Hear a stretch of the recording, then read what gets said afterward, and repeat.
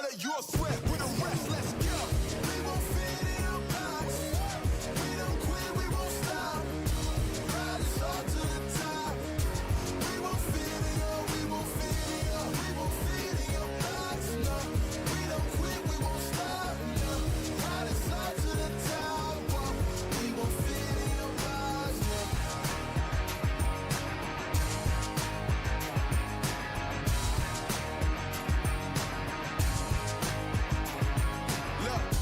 Tell you we don't fit in your box. Why you try to box me in? I got the key to unlock. I know the locksmiths, optics. Speaking of lots, I'm eating lobster, chopsticks, freaking the boss. You know, I'll never fit in where I go at. Ooh, boss talk like I'm Boaz. Ooh, why fit in when you know you can stand out still? They remember you more when you hand out deals. Let's go. We won't fit in your box. We don't quit, we won't stop. Ride us all to the top. We won't fit in your, we won't fit. We won't fit in your box, no. We don't quit, we won't stop, no. Ride us up to the top, whoa. We won't fit in your box, no. Don't box me in, I do my own thing, spirit is right within. I got my own way, violent is not within. Look at the way that I do my ops again, oh. Better let me loose, you know that I got the juice, everything I got to do, words that I speak out my mouth, I gotta move, oh, oh. We can't fit in your box, we too cold and you know.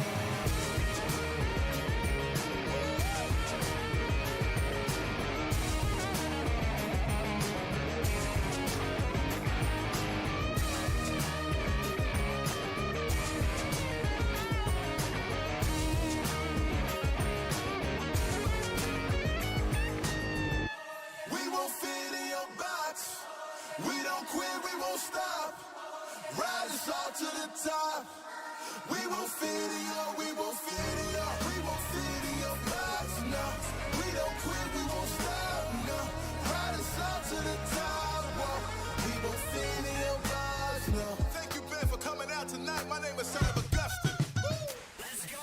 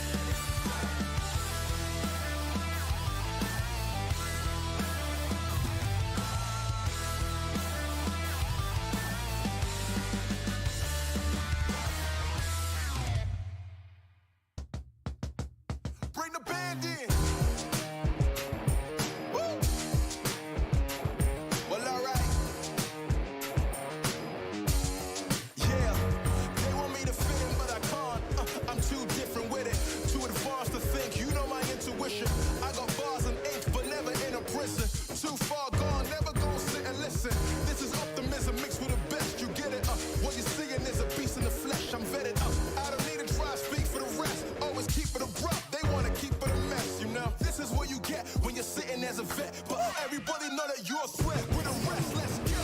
We won't fit in your box. We don't quit, we won't stop. Ride us all to the top. We won't fit in your, we won't fit in your, we won't fit in your box. No, we don't quit, we won't stop. No, ride us all to the top. Whoa. We won't fit in your box. No.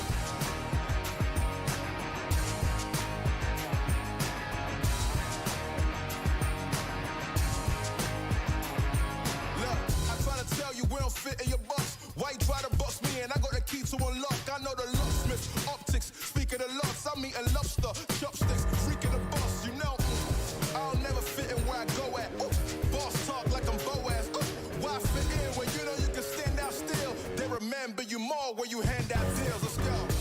We won't fit in your box. We don't quit, we won't stop. Ride us all to the top. We won't fit in your, we won't fit in your, we won't fit in your box. No, we don't quit, we won't stop. No, ride us all to the top. Whoa. We won't fit in your box. No, don't box me in. I do my own thing, spirit is right within. I got my own way, violent is not within. Look at the way that I do my ops again. Oh, better let me loose. You know that I got the juice. Everything I got to do, words that I speak out my mouth, I gotta move. Oh, oh, we can't fit in your box. We too cold and you know.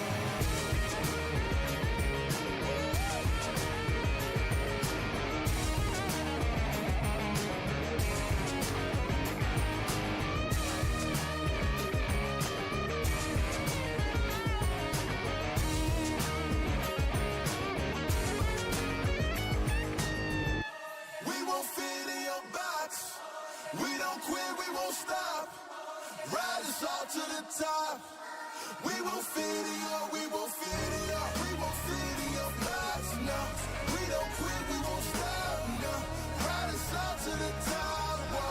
We won't fit in your box. No. Thank you, Ben, for coming out tonight. My name is Sanhok. Let's go.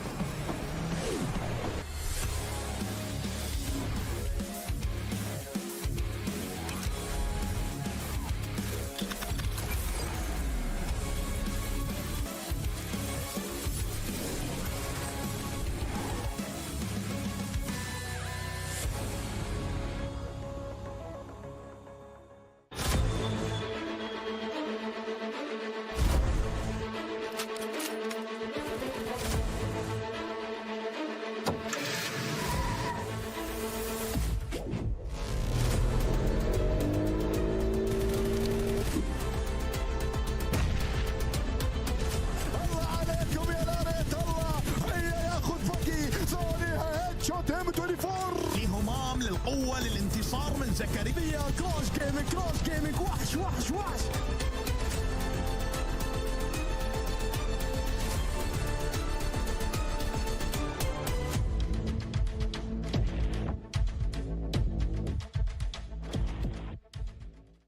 What's up, guys? Welcome. It is time for phase number 2 to get underway. We are going to be kicking off with all the crazy, insane action that the teams are going to be bringing through yet again. As we saw already, phase 1, absolutely amazing. A very, very strong dominating performance that we had come through there from the side of GK.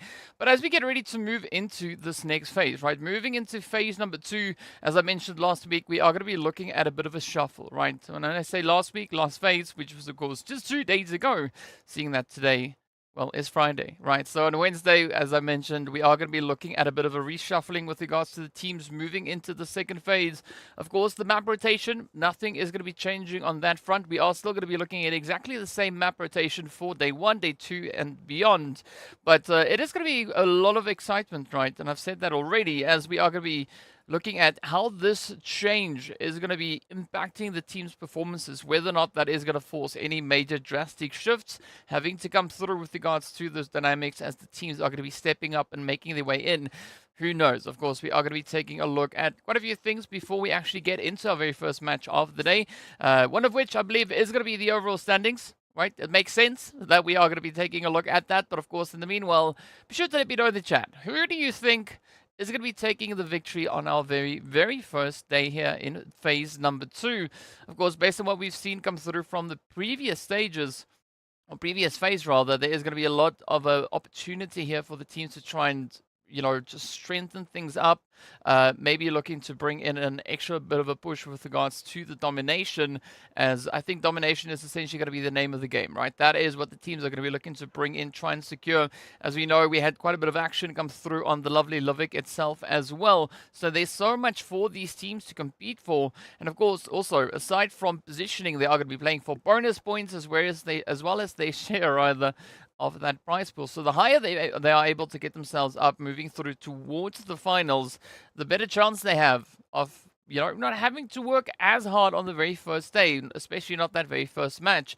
But yes, as we've seen, GK coming through with a very dominating performance as we had, especially moving up into day number 5, securing themselves those 2 winner chicken dinners. Speaking of which, let's take a look at GK's overall performance, right? This is what they sit on for an average, with an average there of, well, pretty decent figures coming through. So you can see Ragnar also then sitting with an average of 1 elimination, 196 damage to accompany that. There's some pretty strong strats. GANGSTERS definitely was doing so much work, as we could see out on that battlefield. You know, just getting right down to business, looking to really establish a strong foothold for the team. Of course, as we know, that allows for some great movement, some great possibilities to push forward, upwards, and onwards. But let's see what the second phase is going to be holding for them, as we'll be just quickly reliving a few of the amazing performances that we've had to date. If there was any particular standout play that you guys think was noteworthy to speak of, to mention, of course, be sure to let me know in the chat. Hit us up. Tell me. But in the meanwhile, we'll be just looking on to see just how GK got into such a dominating performance, especially looking at that kind of day 3, where they really looked to turn things around. That is the momentum, that kind of shift that we are going to be looking for, right? Not only for them, for the remainder of this proceeding here, but of course also looking to see if some of the other teams will be able to do exactly that. Of course, we are one of the teams that come to mind when I mention that is, of course, then the players coming through from the side of, well, the next X squad, right? Next X, W7 actually performing quite well, as we saw in that first phase. We want to see what it's going to bring through moving into this phase for next X especially. We want to see them, right, be able to secure a lot more points. Of course, can see a bucket load of shoutouts coming through for RTG, IKURD, and W7 also in the chat. Speaking of points, right, we are going to be looking over onto the side here from NIGMA, also just to have a bit of a breakdown for that first phase performance. So again, setting the standard, setting the bar quite high for themselves. Now, are they going to be able to maintain that momentum, maintain that consistency to push through across the board? Right, as we've seen a few teams able to do exactly that.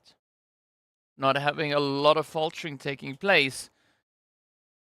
I guess this is kind of where we get to see what these teams are made of, right? Consistency being a huge main factor here. But now as we are going to be trickling closer, I mean, Rauf, NIGMA, they started off a little bit more quiet, a little bit more reserved on day 1 and 2. Day 3, we did see a slight bit of an increase in their overall performance, but especially looking at day 4, day 5, wowzers, that was just hot, heated, and pretty dang sweaty coming in from their end. So I'm expecting them to, just uphold that momentum, pushing all the way through. I mean, they've shown great consistency when it came in the previous season. So it makes sense that we are going to be seeing even more of that, of course, moving into this season, right? So this phase as well. The opportunity is there. And I definitely think that it's a very feasible approach coming forward. RTG W7 definitely going to be dominating with the support coming into the chat there. Love to see it. Love to see it. If there's any particular team that you think is going to be performing like absolute goats here today, now would be the time to let me know, right? Let me know in the chat who do you think is going to be the ones to steal our hearts. W7 going to be making up into the top 15 though. Ooh, okay. All right. Well, they already are, right? They are holding on to, 16, so they are just trailing by 2 points. So that is definitely going to be an opportunity. But of course, let's look at the stat breakdown coming through between Team Falcons and R8. Team Falcons had an exceptional day 1, day 2. Day 3 was a little bit tough. Where they only acquired a small amount of points, right? Not the craziest amount that we've seen from them. Moving into day 4, they were able to bounce back a little bit stronger. Day 5 came around, and they finished in the top 6 for the day. So I love that bounce back ability, right? The BBA coming through from the side of Falcons. But now for this phase, I don't want to see a bounce back. I want to see them excel. I want to see them take it even further, push the envelope, and look to just improve on that momentum. Because if you take into account previous phase, they did so much work. All of that, of course, without acquiring a single winner chicken dinner. And they finished up in 3rd place with 150 points. I mean, that is just insane. So it shows that Team Falcons is a very, very capable team. But, well, now they need to be capable of securing themselves that victory, that winner chicken dinner, right? It makes sense. We want to see it. Want to see that Falcon chicken come through. Hopefully, this phase is going to be the phase forward. Who knows? Even today might be the day in which we see that happen, right? It is it's definitely going to be a big possibility to have that be the occurrence here. But, of course, let me know your thoughts in the chat as we get to see what other stats we are going to be taking a bit of a gander on. As we are prepping ourselves now to jump straight into the nice, hot, and sweaty plays. That, of course, is going to be, well, our very first match. Game number 1, of course, we are going to be heading straight over into Erangel to see what the teams are going to be bringing through. And, of course, as to be expected, we are going to be taking a look to get a bit of a sense, right, as to what our teams could be bringing through. So we've got NIGMA's performance there across the days, day 1 to 5, from right to left. And then, of course, NIGMA and GEEKAY, right, both sharing different colors, but you can see where NIGMA really popped off. Day 1 trying to bring in a bit of a performance, but definitely day 4, day 5, that is where they really found their footing. GEEKAY being relatively consistent, starting off at 22, heading up to 35, heading up to 57, 42, and then of course locking in the 68. I believe we are of course here now looking at the amount of total points that they were able to secure for each respective day. That would make the most sense as to what we're looking at right here. As you can see, the 29 points there. Yeah, that is definitely the amount of total points that they were able to secure across the board. So I'm curious to see whether or not that is going to be the same case, same situation moving through this phase. Are we going to have the same performers, right? Because remember back in the previous phase, the players there from RTG, they were the GOATs for the first match, for the first day rather, right? So walking away with 43 total points. Of course, having that winner chicken dinner, showing the greatest consistency with regards to placement points. Falcons finished in 2nd, right? With 27 eliminations, 1 more then RTG was able to secure. So definitely they've set a bit of a precedent for themselves here. But of course, two other teams that we are going to be taking a look at here is going to be Quest Esports as well as the Gangsters. Again, looking at the averages there, sitting on 704 average damage coming through for the Gangsters. A little bit of an increase there going towards the side of Conquerors, Quest rather. Sitting with 870, but they're also holding a slightly higher figure when it comes to the average amount of eliminations they're able to secure, right? Sitting on 3.52 in comparison to the 3.05 coming through from the Gangster side. But again, some very even figures coming on this end here. But again, it's all yet to be seen whether or not the teams will be able to hold on. I mean, this was all the way back, I believe, on the first day, where Easy was just bridge trolling, holding on to that position. Very interesting strategies that we've seen definitely being played out in this first phase. So phase 2 going to be presenting a whole bunch of opportunities yet again. I mean, it's good to see the improvements. Again, I was referring back to what we saw in the previous season. You know, where the teams kind of found themselves situated, how they were able to push through everything. And looking at a team like Quest here, for instance, their performance in the previous season also really not bad. I mean, sure, I don't think it necessarily went exactly the way that they would have hoped it to be. Maybe there's always a bit of room for improvement to come in across the board, right? That is usually the situation. But taking that into account, the 6th place finish in the leagues phase, definitely not a bad spot to try and secure. I'm curious to see whether or not a team like Quest is going to be looking to bring in even more improvement. Of course, there's all that room to try and flex through. Phase 3 last season was a really good one for them. But of course, well, we are now currently on phase number 1. But yeah, welcome to the chat, everyone. Wassalamu alaikum. And good to have all of you here. If you've got any predictions for the first match of the day, let me know, right? I want to know things like flight path, like zone. I want to know all of that while we take a look at the leaderboard. It is, of course, 224 points going to the side of GEEKAY NIGMA, coming in just a few points down the line. But again, the shifts, right, being pretty relevant at this point. But now it's going to come down to how the teams are going to be able to grind it out. As we know, a little bit of movement came through thanks to that last match. Falcons, of course, being able to squeeze themselves up into 3rd, moving up from 4th. Of course, then swapping places then with the side of R8. Vision, as we also then saw, having quite a bit of a leap. Really like that. 4 jumped up all the way from 11th. But the Gangsters then also moving themselves up into 11th place, starting off down in 12th place. So Quest, KR moving down as a result of that. But as we saw, it was quite a contentious play for that top 12, especially all the way down to the very last match of the day. So, yeah, it is going to be an interesting one. With regards to how many days we have left, right? So, for this phase, we got 5 days, including today. Then we've got another phase number 3, so 5 more days on top of that. So, that puts us on 10. And then, of course, we got the finals coming up. So, there's in total 13 days left for this season of PMPL Arabia. So, there's going to be a ample opportunity, especially over the next 2 phases, right? This phase and, of course, the phase coming up, for the teams to try and secure those points. So NextX definitely going to be looking onto them for this phase to see whether or not they're going to bring in that extra boost in performance. With only 9 placement points to their name, there's a lot of room for them now to really put a bit of focus on that survivability, making it up into those later stages. Of course, the aggression is going to follow up with that, so not necessarily having to put any major focus or any major adjustments with regards to that. So, yeah. I mean, placement points definitely going to have to try and bring in more survivability because only securing themselves 9 points out of quite a few matches being played.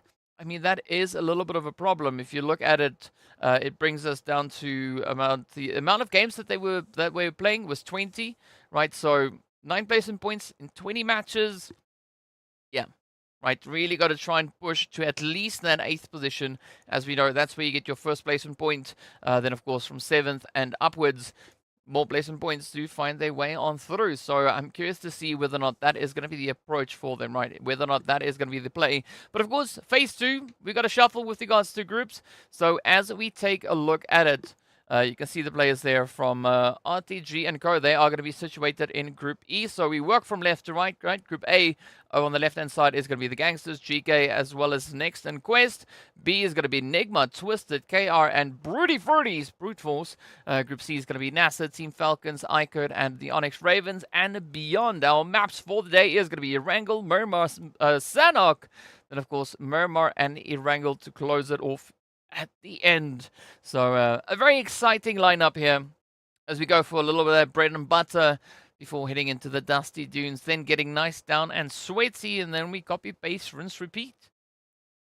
So the opportunity for consistency is going to be there, right? The team's not just having to try and capitalize, trying to build it up. You can see some smiley faces coming through in the chat as well. So good to have everyone here. But of course, I want to see more smiley faces as we are going to get ready to jump into the action as we are cooking up our very first Erangel for phase number 2. So again, predictions, flight path, where do you think it's going to go? Zone, where do you think that is going to be going? If you want to be bold before we get to phase 5, tell me who do you think is the potential team that could be picking up that winner chicken dinner. Right, there's going to be a lot to play for at this point. But let's take a look. Of course, if we look back to this phase, trying to get a bit of an idea as to, who the top performing teams were with regards to our very first one. Quest, of course, being the team to pick up the chicken, right? Seeing that it was available, it was theirs for the taking, so might as well capitalize, step up, and grab it with everything that they've got. But now, moving into this one, again, right, we don't exactly know whether or not the teams are going to be looking to really replicate those exact same opportunities, especially looking at the teams that we have lined up. As we know, one group is going to be setting out. So to start us off with here, it is going to be Group E taking a bit of a break. They'll be joining us in game number 2. So Group E is going to consist of RTG, Slide, Triple, and W7. So Quest definitely having an opportunity here to try and see if they can get themselves secured with a bit of another winner chicken dinner. NIGMA going to go number 1. All right. Today, NIGMA is going to have an amazing day, right? That is what the chat says. So, well, I can't argue because I don't know, right? We'll just go with sure, right? We'll see how the day progresses and whether or not that is going to be on the cards. So we have a little bit of support already coming through for NIGMA. We did see a lot coming through for RTG, for the players there from IKURD as well. If there's another team that you guys want to shout out, let me know, and we'll give them a shout out. In the meanwhile, there's another message saying that. Let me just read the message first, right? Otherwise, I'm reading it out loud. And maybe it might not be that accurate. RTG taking one winner chicken dinner. Apparently, that's what we're going to have. IKURD also going to get one. GEEKAY FALCONS also one with W7. Right, so is that the prediction for all the victories across the board? The chicken dinners for the day. So starting off with match number 1. RTG apparently are going to be getting the first winner chicken dinner, right? Is that what we're saying here? I'm not quite sure if Ali is if that is what they're intending, or kind of trying to convey with the message. But we'll go with it, right? Regardless, I think RTG will get to 2nd or 3rd position. Ooh, that is an interesting one. So I like these predictions, right? Of course, right as I say that, it is going to be an absolute burst of IKURD support popping up on screen. So love to see it, though. Be sure to let us know while Warrior gets a bit spammy with the support. I mean, might as well do what you like, right? As long as it's respectable, right? Keep it nice, keep it family friendly. Because, yeah, that's what we're going for here. There's another one saying, NIGMA Galaxy getting 3 wins today. That is a bold statement. Whether or not that's going to be the case is yet to be seen, right? So all we can do is kind of keep our eyes peeled on the action to see exactly what our teams are going to be bringing in. Speaking about our first match of the day, though, it is going to be over towards the lovely Erangel. So I'm curious to see, I'm going to take a bit of a look here to see what the statistical breakdown is for our teams and what we could be potentially expecting to have come through. So on Erangel, obviously, as we know, NIGMA, same as last season, being the strongest performing teams. ARP Champions also being quite a proficient team when it comes to that, holding on to 66 points that they were able to secure in total. But again, not a single winner chicken dinner has come their way. So hopefully today, in today's Erangels, we could see a bit of an opportunity, right, being presented for a team like the ARP Champions to secure exactly that. But they are going to have to contest against the side of NIGMA Galaxy. Slime Machine, also a very confident team when it comes to that. Unfortunately, we're not going to be seeing them in this first one. But yeah, as for the teams that are going to be moving upwards and onwards, it's going to be the top percentage of them, right? I think it's probably like the top 10, top 12, something around that line. Well, the top 16 are going to make it from here into the finals, right? That part we know. But moving beyond that point, we don't know just yet. We'll see. As soon as I get information on that, I will pop it through. As we know, there is going to be a few slots available to move up in towards the MEA Championship. But, well, that information will be revealed soon enough. So as soon as I have that info, I'll be able to share it with you as well. But in the meanwhile, we are just loading it up, trying to get ready for Erangel to be revealed, to pop up on screen. So let me know. Let me know. Yeah, Alisa, as I mentioned already, the top 12 will be moving through into the final, or top 16. Yes, top 16. I don't know why I said 12. Top 16 are going to be moving upwards and onwards. But speaking about upwards and onwards, it is that time of the day. Game number 1 getting ready to pop. So if you still want to drop a prediction for Flight Path, now is the time to do it before we get on board. To get those predictions in. While we wait. Ooh. Alright, so we are going to be starting up towards Kameshki. So that is the northeastern side. Looking at the trajectory, we could be heading down to Millie Island. Yes, there it is. Just in the distance. So relatively centered up flight path. I mean, not a bad one to start us off here. So northeast down to southwest. In the previous phase, we did see a pretty crazy, insane focus, especially on day number 4, coming from the zone, being focused down onto the military island. Hopefully this time around, it is going to be completely different. Ali, I am all the way from South Africa. Right, hence the accent. So I speak with a South African accent. A little bit of British influence in that as well, I believe. Not exactly everyone's cup of tea. But, you know, it's not. So I changed it up on that one. But either which way. Speaking about changing things up, let's see where the teams are going to be going. Nice dispersion already finding its way through.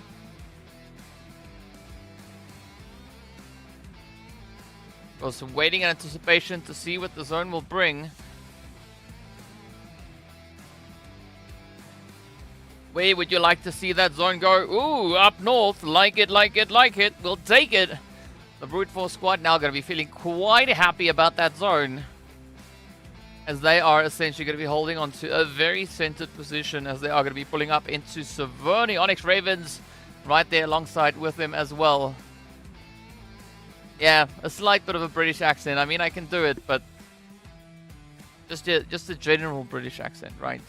I can't hold it for too long. But either which way, let's see where our teams are going to be looking to get towards next. We still have a few players looking to drop on down. Everyone essentially having touched the dry ground. But an interesting thing that I'm spotting, though, is it does seem like Santa is AFK. Because Santa's hovering over the drink. Right down towards the edge of the flight path where the plane essentially stopped. Right, when it kicks everyone out. So let's see whether or not Santa is going to be coming back. Maybe just having a few connectivity issues along the way. I see, got some shoutouts coming through for NIGMA as well. Goran saying the zone is fire. Yes. Goran, the zone gets my stamp of approval. I approve. And also take into account that a nice portion of it, let's call it 30%, maybe 25. 35% of the zone is water, right? Because we got that river, the waterway running in through the middle. But of course, the beautiful chunk of water towards the north as well. The body of water towards the north as well. So the teams are going to be starting off with a slightly reduced amount of playable area. But it is not going to affect them this much, seeing that it's still early stage, early phase. So they can still just get themselves adjusted, right? It's not like they are going to be fighting tooth and nail for a position moving through. So we'll wait in anticipation for that now, of course, to be the case here. As we want to see all the sweaty blades developing out on the battlefield. Meanwhile, NIGMA going about their business up in Pachinki uncontested. Nobody knocking on the door, so they can do what they like. And of course, they've got their toes in zone, right? So they don't really have to stress all that much.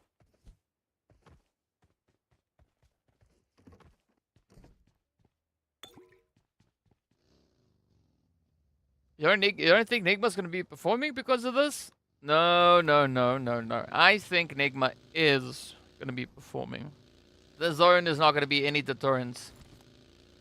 I mean, they have Pachinki. They've got a beautiful southern position to try and get themselves, you know, nice and leisurely boosted up. I don't think we are going to be seeing any major quick rotations going through. Well, not just yet. Probably as soon as the zone pops, I think that is where we are going to be seeing things start to change up. But again, they are going to be playing a very calculated rotation. I think from here, the most likely play for them to make is, I think they are going to try and rotate towards the north. But it is going to be heavily dependent on what the zone itself is going to be bringing through. But I'm looking at something just maybe on towards the western side of center zone. So not exactly shooting range, but, you know, the hills surrounding shooting range. I think that is a potential position that they could be looking to rotate in towards. And of course, having said that, I think many other teams are going to be looking to go for a very kind of similar setup, right? We, of course, obviously are going to have a few teams that are going to be looking to move all the way up to those northern cliffs.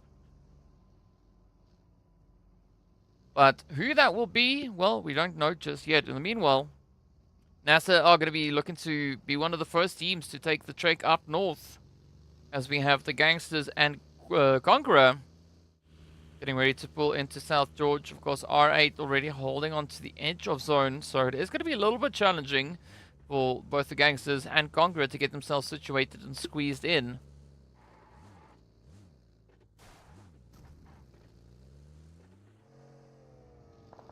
This is exactly that position I was talking about. Oh, Crazy coming in with a bit of a hit. Bit of a spray. Nice little bit of a warning shot. Just telling the Gangsters, you know what, this is our spot. Get your own, come in somewhere else. As Jafar, everybody, and the rest of the crew now looks to get themselves situated and moved on up.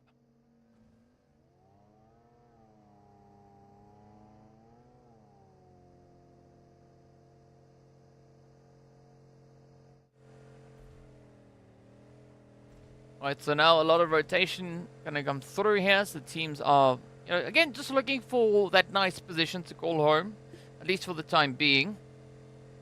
IKURD also doing their thing as they push up. I mean, the previous phase was not all too kind to the side of IKURD, so let's hope for the best for them moving through the second phase. As we look at their performance that we've had on Erangel, I mean, IKURD actually didn't do well, didn't do bad, rather. I mean, they had a decent run, sitting in the middle of the board with 44 points to their name. Good position to hold. I mean, in fact, IKURD got more points on Erangel than R8 did. R8 only picking up 41.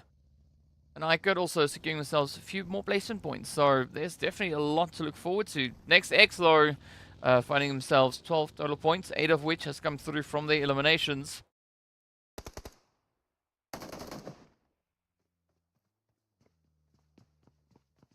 But let's see if NEXT has done their homework. Have they gone through any of those VOD reviews?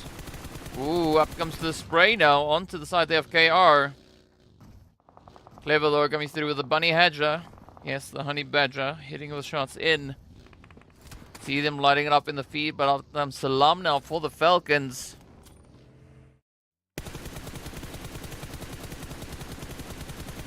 Beautiful spray there from Dexter. Oh, beautiful. Love it. Love it. The Besikta is down. Now Waf coming through with a great bit of an assist there as well. Gotta love it.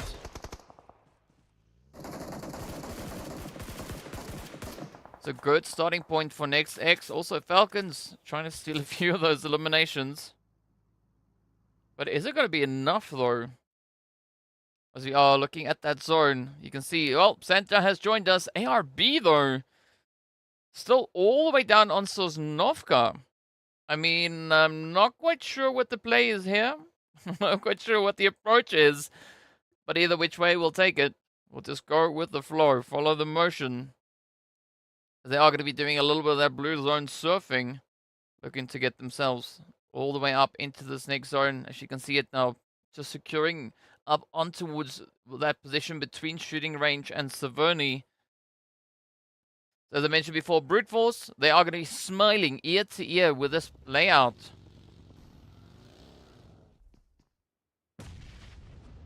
But they are going to be tested as the ONYX Ravens come knocking on the door. Of course, the craziest chicken that we've seen in the previous phase has come through from them. 22 elimination chicken dinner. I mean, that's insane. Absolutely crazy to have that happen. Let's see if this phase is going to hold a similar fate, a similar performance.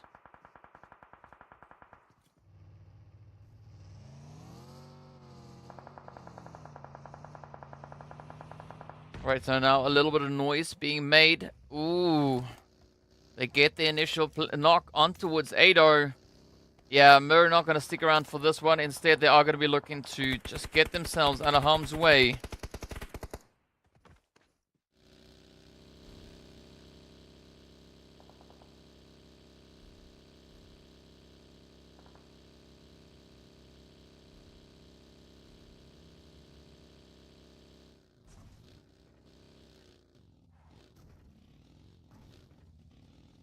Right, it does seem like things are a little bit quiet, right? The team's looking to build up again. Mir gonna go for the parking slot in between the containers. Last time we saw that parking being utilized was with one of the supercars. So, you know, I mean, at least they are being consistent with regards to where they hide their vehicle. But again, now with that being shown on camera, I believe that at some point someone is going to find that and look to capitalize.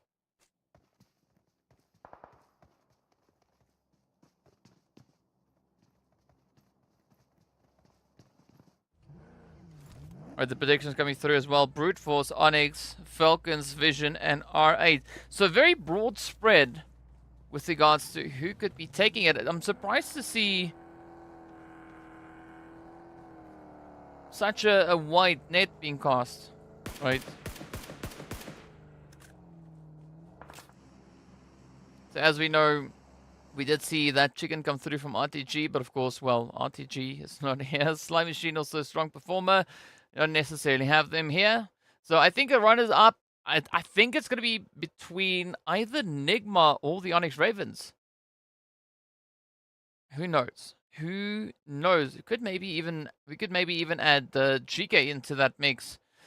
But let's see how it goes, as GEEKAY now is just looking to form themselves up. Santa going to be pushing, trying to get themselves in up towards zone. Same game said for ARB Champions. Still very surprised to see them coming in with such a late rotation. But I guess they are playing with regards to a strategy that they have in mind, right? NIGMA always come back strong in the second week. Week one, they did great. Yep, 100% agree with you on that.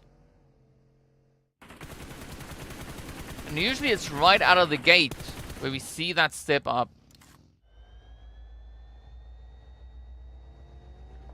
IKURD now going to be looking to play for that late game a little bit more so. I mean, we also still have all 16 teams up. We have lost a few players along the way, saying goodbye to 6 of them. But that doesn't impact the overall performance, not just yet. Meanwhile, we do have a few knocks now finding its way over on towards KR. So that could spell a little bit of a disaster. As we do have Salum down on their knees. Hassan trying to get that res in.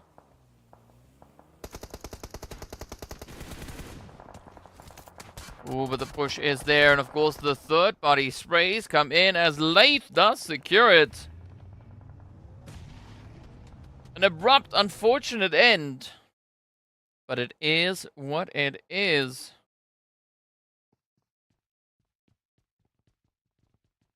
Let's see how the ONYX Ravens are going to be able to get themselves secured. I mean, they have center zone, so now all they got to do is defend. And from what we've seen in the past matches, they are really good when it comes to defending that center zone. GEEKAY taking a little bit of a different approach here. Slowly dipping their toes in. Not going to be full sending it up just yet.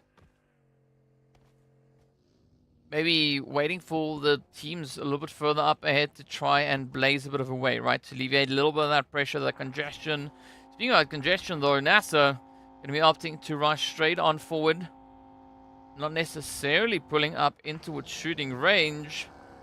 But they are going to be settling, well, for the difference between the two, right?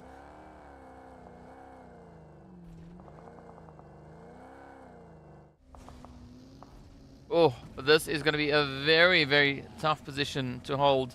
I mean, you can see R8 just up ahead. Vision now moving up. Taking up occupancy just on the edge here. But the zone is going to get ready to pop. Ooh, look at that. R8 now getting blessed with a lovely, lovely center zone.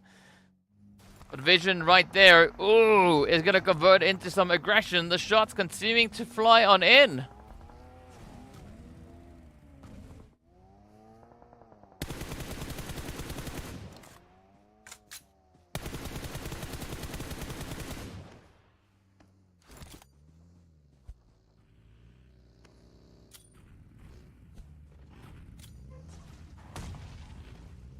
Like these nades coming through from next. Definitely see a lot more determination coming through from there, and the focus is there. R8 now going to be looking to capitalize as they do have Vision pinched. Oh, the sprays are in, and there we go. Next, getting the squad wipe. Glorious for Elims. But a good start. Now they have to carry that momentum forward. Of course, R8 going to be posing a little bit of a challenge here for them, as well as when that smoke starts to disperse. Oh, in the meanwhile, we do have some fighting breaking out. Quest, GEEKAY, ARB.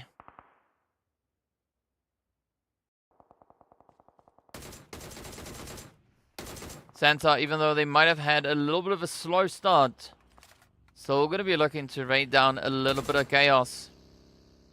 Of course, now looking for a few explosions as Quest take the opportunity to get themselves back on their feet. The push will continue to come in. ARB turning onto Hope as Smoker gets taken on down. Oh, but the crash is in. A full send coming through from ARB. Ricard narrowly evading. Oh, the hit, but down they go. Ooh, sweaty defense. GEEKAY now down to a potential two-piece. We still have Quest holding in the on the edge. But Tok also not going to be down just yet. Instead, they are going to be rushing straight on forward. Beautiful spray down. Reducing GEEKAY down to Santa. Oh, Tok, you got to watch out. Time is ticking and down they go. Beautifully done. GEEKAY riding on high. Oh, but it's going to be short-lived for Quest as well, as we do have the Gangsters now swooping in on the edge. Some major contention coming through for this aircraft crash site. GEEKAY now trying to make the most here, so you can see Santa spraying it through with the Bison. Quest stepping out of dodge, looking for a safe haven. Meanwhile, next, feeling that pressure. You can see them now being reduced down to 2, as I said before. R8 going to be applying quite a bit of pressure to them.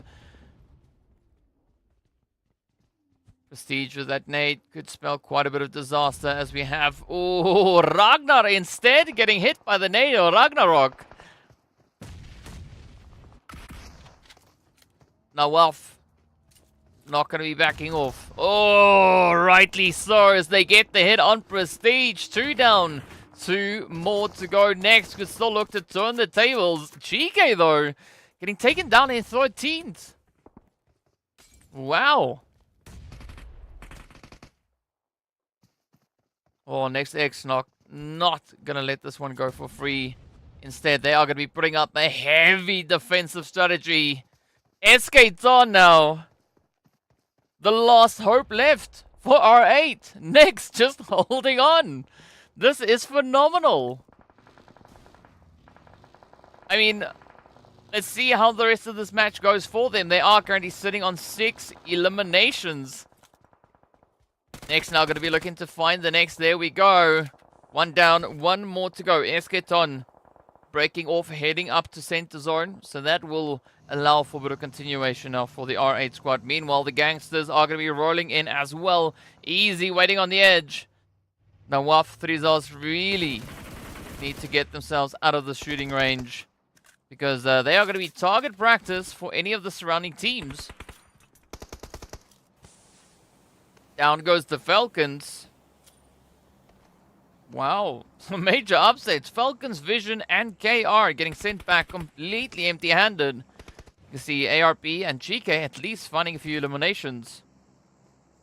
Brute Force, the only team alongside the CONQUEROR for the time being that are yet to secure themselves a few eliminations. Because the gangsters pushing in. Oh, nice bit of a reach. Fortunately, Next being able to dodge.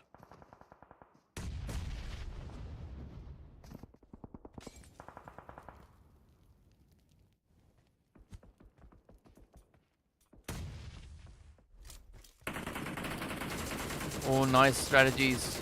Good angles. Gangsters looking pretty confident as they rotate up. Looking to flank their way through Next. Now up already down, so now all the pressure comes down onto 3s as Jafar to secure the confirmation. There we go.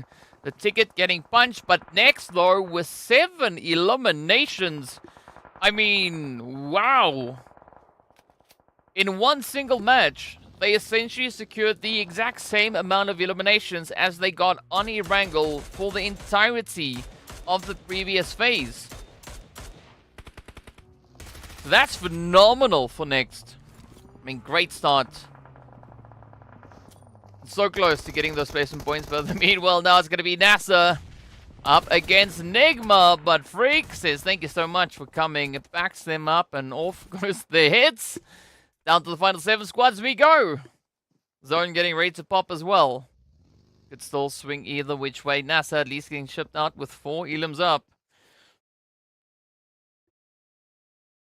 So we are now within that placement point territory. Coop sitting with the most elims so far, sitting on 12. I believe these are assists or something else. Could be. If you have the translation, of course, just let me know what all of this means, right? But Coop's sitting on 12. Well done to Coops.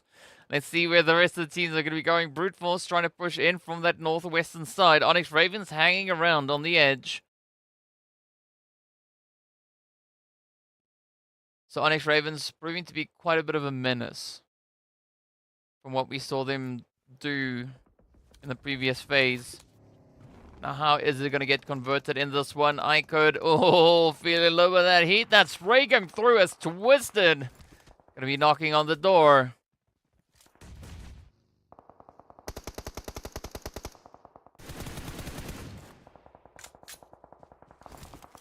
Twisted coming into this match with 24 eliminations that they've been able to secure across the board. So far, adding those additional 3 to it is going to be a glorious bit of a build-up for them. But now they are starting to take aim. Oh, Evo Station almost running into that nade. See if IKURD can pick it up here.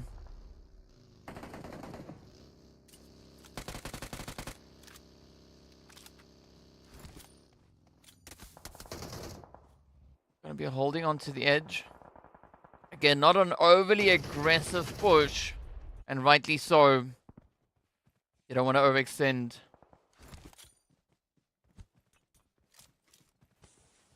But they're going to have to take action at some point. Right, the push is there. Of course, quick look back at ONYX Ravens. Making it so difficult for the Brute Force squad. But of course, Neo's not going to let that slide for free though, right? Going to look to apply the pressure.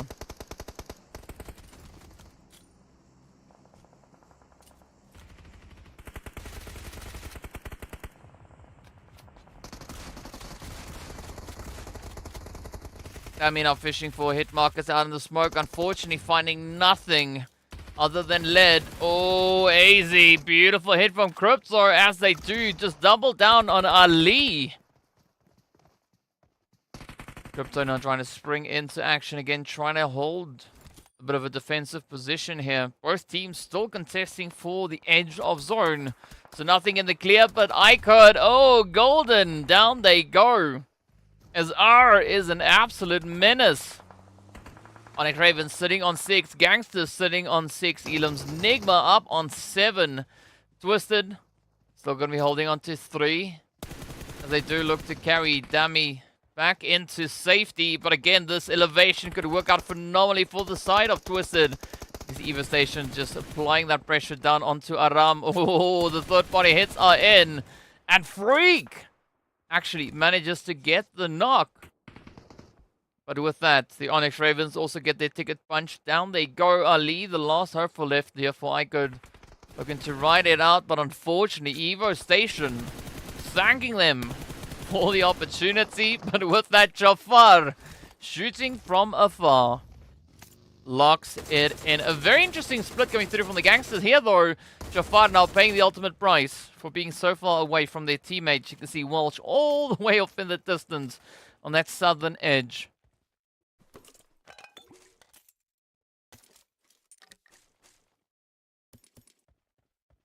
So you could call that a little bit of a costly play, but either which way, nothing they can do about it right now. Brute Force still holding on to that 2-piece. Twisted, the only team sitting with a 3-piece to their name. But anyone can clutch it out still.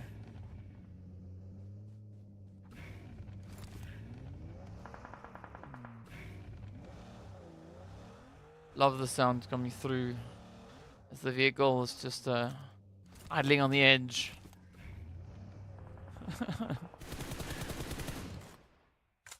Crypto with a nice position there onto SK-Ton.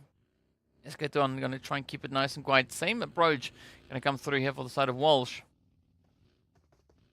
But Walsh, if they time the shot to perfection, they could definitely impact the performance here of Twisted. You got to watch out for Crypto though. AZ comes in for a quick pickup and off they go. So Walsh will be allowed to hold on a little while longer. Oh, this is so tempting. You can see Walsh now just weighing up the options, deciding, you know, who am I going to fire at first? Is it going to be the duo? Is it going to be the solo? Where will I send my lead? Meanwhile, Freak holding on to the edge. Lord going to be venturing a little bit further up. Again, looking to utilize the terrain here to their advantage. But it is going to be proving to be quite a challenging position to hold. Again, not the clearest line of sight coming through here. Oh, AZ opting for the push. Waiting, trying to time that shot to perfection before letting it loose. Are they going to be able to get it though? Free quick response. DBS does stop AZ right then and there. Gets the knock and the confirmation. Down goes Crypto. So Twisted, oh, getting taken down as Walsh finally jumps into action, finds Dammy, and that is Twisted out in 5th. At least picking up a beautiful count. Getting those 6 Elams to their name. NIGMA now sitting up on 9. You got the Gangsters sitting on 8. Brute Force being the only squad left with 2 players. But Mirror now needs to be super cautious as to how they're going to get themselves situated.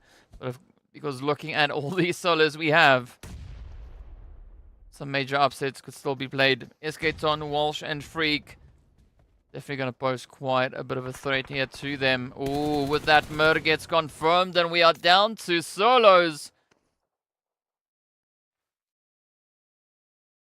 So it's going to be Brute Force, NIGMA, Gangsters, and R8 to fight for that winner chicken dinner.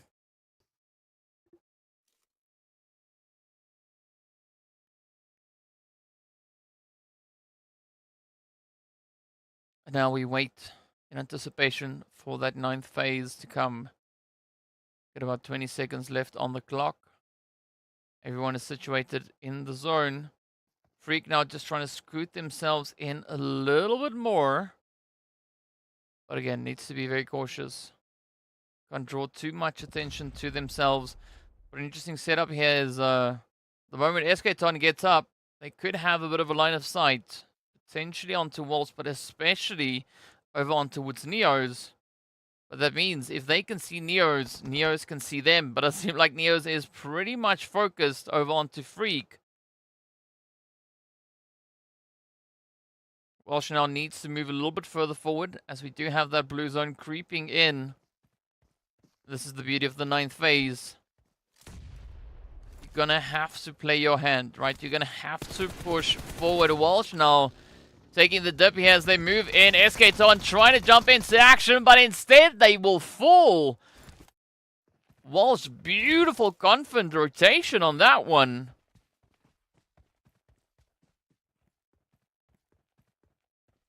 Neo's currently sitting with 3 elims up.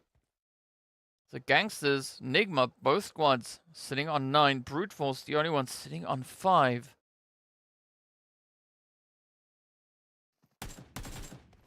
Oh, there we go. Neo's now starting to fish. Oh, but Walsh could look to capitalize. This could be a Gangsters win a chicken dinner. Walsh, Neos now getting down to business. It's personal. Neos goes down to Walsh on an absolute rampage. The only player standing between Walsh and that winner chicken dinner is going to be Freak. Freak already just eating away at the health bar. You got to watch out for that DBS spray. Oh! Walsh gets the job done. Mission accomplished. The first winner chicken dinner of phase 2 goes to the Gangsters. What a play, what a play, what a play. I mean, big ups going out to Walsh. An absolutely impeccable performance there. I mean, the confidence just on point.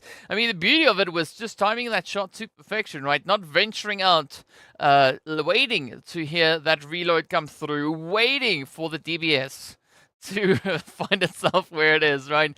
Reload, it's a tough thing, but a beautiful timing going through there from Walsh. I mean, it was so great to see it. So big congratulations going out to the side there of the Gangsters. I mean, that was a very, very well-deserved winner chicken dinner.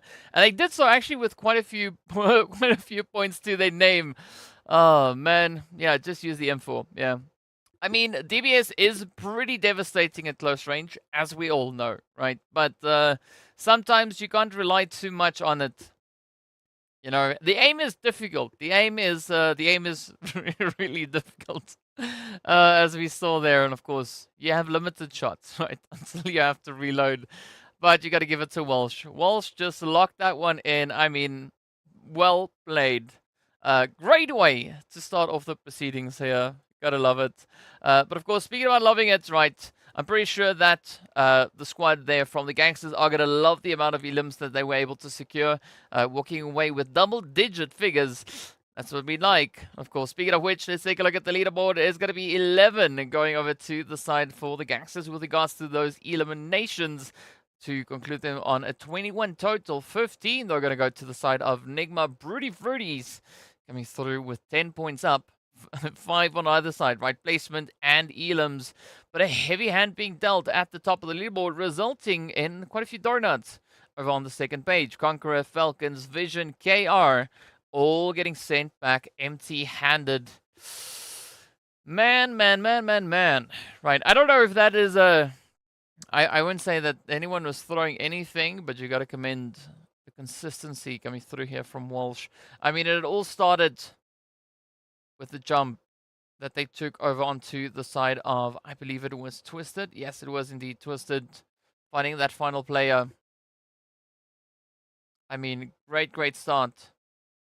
And this is where things slowly started to go south. I mean, Jafar, yeah, you got to be much closer to your teammate, but still some good work being done on that end. But here we had it, right, slowly starting to just obliterate the opposition. This is the play I was talking about. Great timing on that. But I love the way that it was so sweaty. I mean, moving into 4 solos to try and wrap it up at the end. You got to give it to Walsh though. The consistency, the angle, the spray, just working out so phenomenally. And I mean, getting that winner with a chicken dinner with almost losing all their health, I mean, it is insane to see. But Twisted, though, coming through with 2100 damage. We got the players there from Gangsters, 2 points short of hitting 2000. Still managing to milk 11 eliminations out of that. But the strongest conversion rate, though, is going to go to the side of NEXX, right? 7 elims out of 1284. But, I mean, mad respect going out to the side of NEXX, because in one single match, they were able to secure nearly the exact same amount of eliminations that they were able to find in the entire previous season. So, well freaking done to them. Meanwhile, it's going to be Walsh taking the position of our most eliminations. Evo Station with the most damage. Ragnarok coming through with that nade finish. Alhaje going to be locking in the longest hit. And of course, Jafar, well, traveling really far, right? 11.7 kilometers. That's quite a bit of a distance, especially on a map like this. But no surprise, Gangsters just holding true all the way to the very, very finish.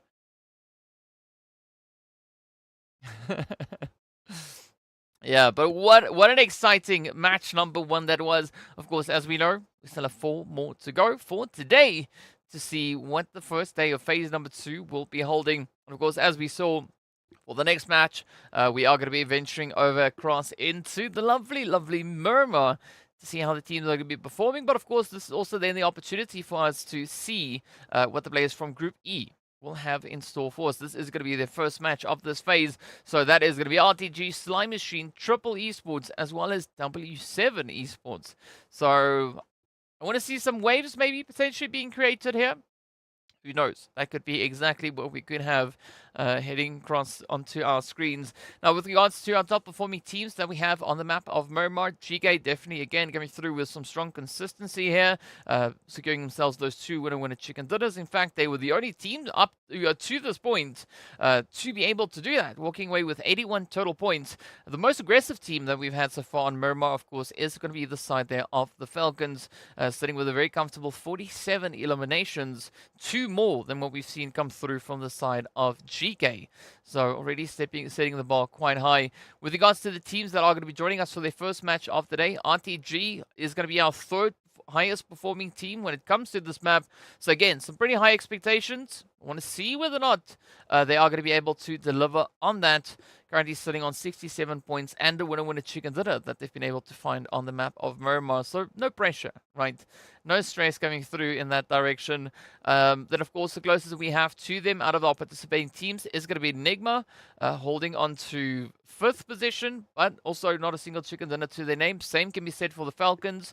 So I think if we are going to be having rather a few upsets come through here, this would be the opportunity, right, for Falcons, NIGMA, to make their play for their very first winner chicken dinner in the season with regards to the Miramar map.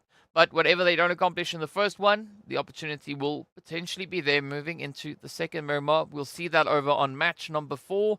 But NIGMA, they're not going to be playing that one, so they're going to have to make the most out of this one. The only person doing the right job here.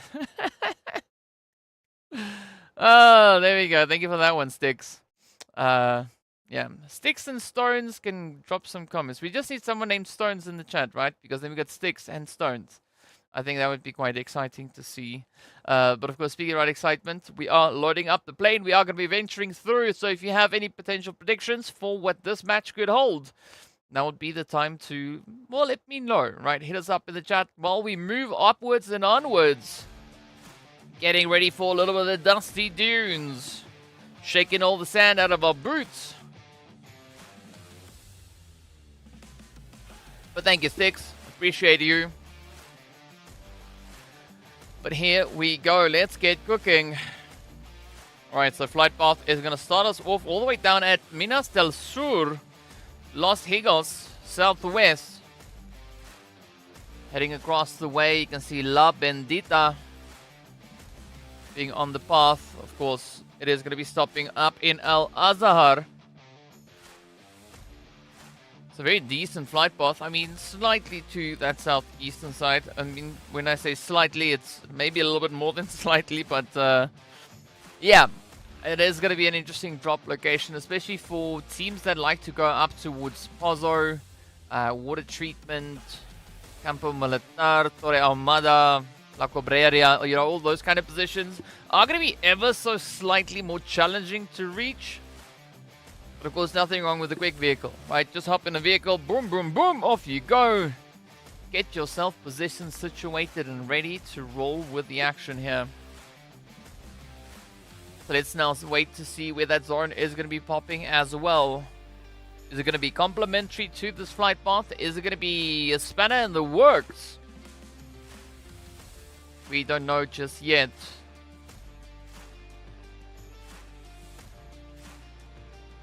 But we'll find out soon enough. Ooh.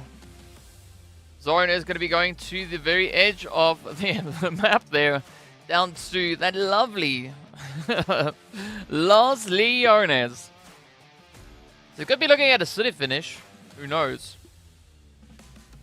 Triple probably going to be trying to reach down in towards Puerto. I mean, I can't see why they won't be able to reach, as they are taking a little bit more of a spread approach.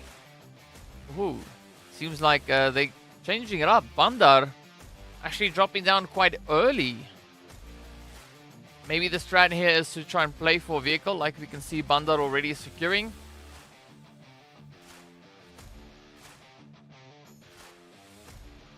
Of course, only time will tell. Dam could be having their hands a little bit full, seeing that they've dropped in the midst of NIGMA.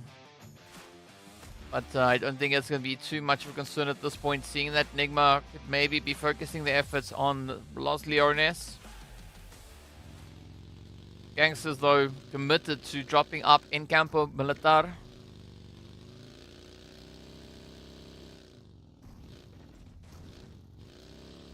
Nice bit of a top-down view. The map is moving quick, fast.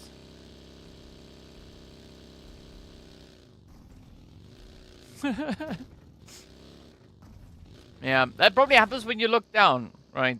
Don't look down while driving. It does present quite a few challenges. Fortunately, you know, things have worked out rather okay-ish. In the meanwhile, it is going to be W7 climbing the hills. Opting for a bit of that San Martin and the San Martin Hills.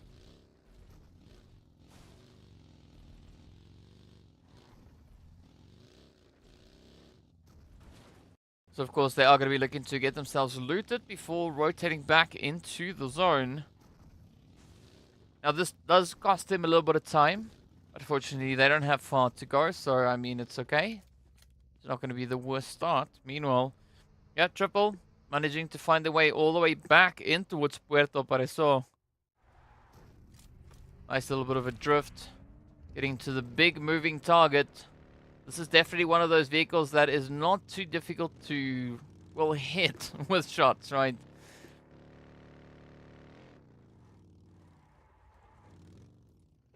Triple also losing out on a little bit of that loot time. But again, no major concerns really. They are already within the zone. They can just look to build up their stash there as well. IKURD, in the meanwhile, going to be pushing up towards Los Leones. Unknown, though, starting off with a beautiful setup here. I mean, you can see the level 3 helmet, level 3 gear. That is what we like to see. So, regardless of what could be unfolding in Los Leones, at least for this initial part, they're not going to be feeling too bad about it.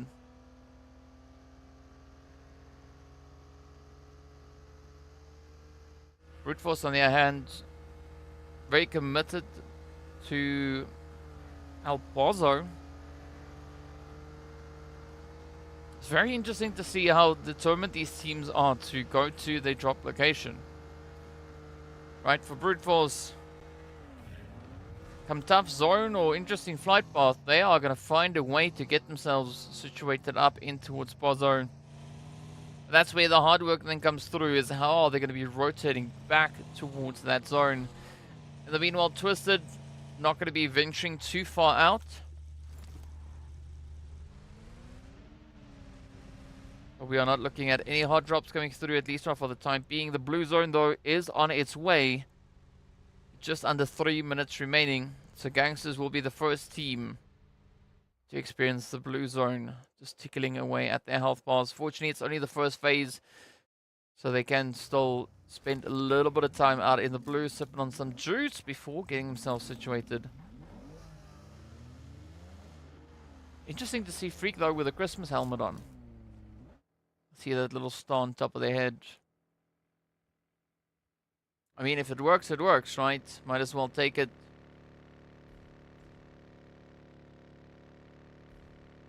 Quest also with an interesting position. I mean, Al Hajj obviously doing what they do. They go out up ahead looking to get a bit of that scouting locked in. You know, venturing really close up towards Minas Generales.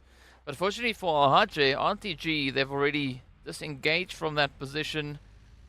Gaith now going to be showing us how to park your party bus.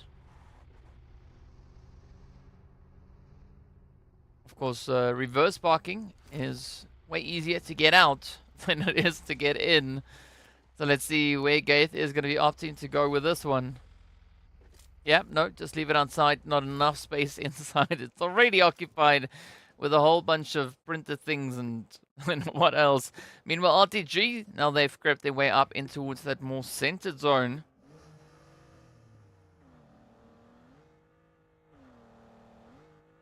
Looking to find themselves a decent position to play from.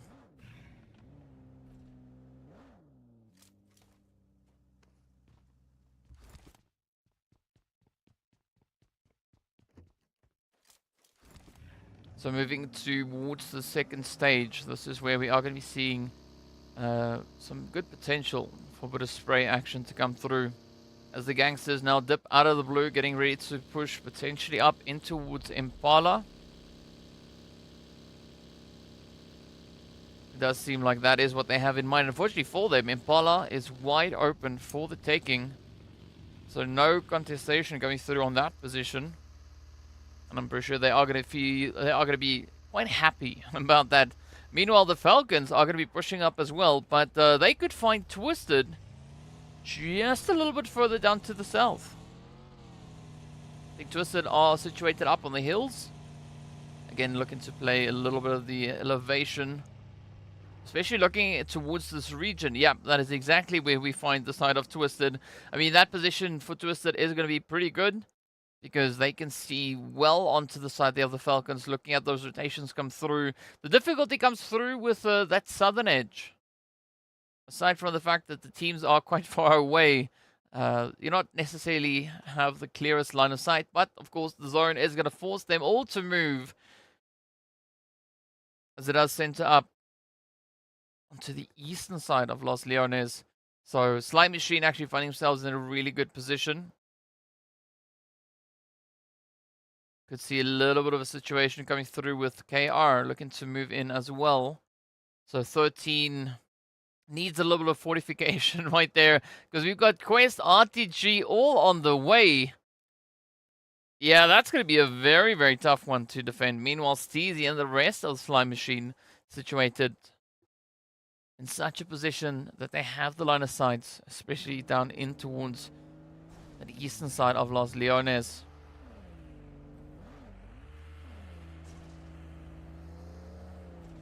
The first match, winner chicken dinner. Right, that is the one that we are going to be looking for. And of course, well, the answer to that is the Gangsters. The Gangsters securing themselves that first chicken. Hoops now getting a hit. The sprays are coming through here. Salam also looking to make a little bit of noise. But I believe that was the Gangsters firing across over onto the side there of NIGMA, landing those hits up onto groups. But now we've got a mass convergence of teams, especially pulling into center zone. This northwestern edge as well is going to prove to be quite sweaty. As you can see, we got Falcons, Twisted, NASR, W7. Oh, but AZ not going to have it easy as they've dipped down into the crater with W7 on the opposite end. Oh, there's quite a bit of damage being delivered to that vehicle. I see Steezy now holding on to the most southern edge, but especially looking to play down into Los Leones. This is a phenomenal position there for Slime Machine.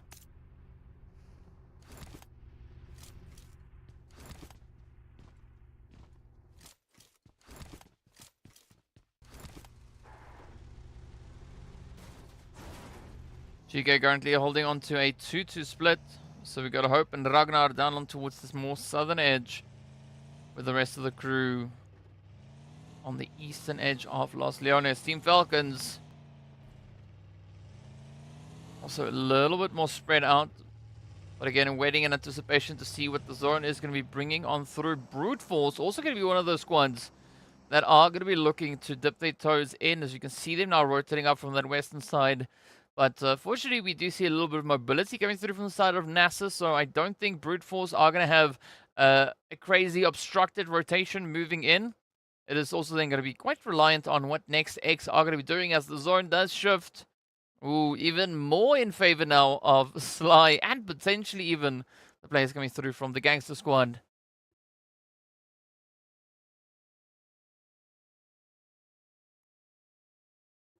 So this is where the competition starts to heat up, right? ONYX Ravens pushing in. Oh, they do find a little bit of that NIGMA spice as R goes right down. As you saw, R being the player surviving the team in the previous match. Now, this time around, none of that luxury is going to be finding its way through as Koops has taken aim. Now looking to close it up. There we go. The confirmation is in. That is, well, I almost said our first blood, but that is our second Elam. We had the first one happen really early on. And it's been a while since we've had more come through.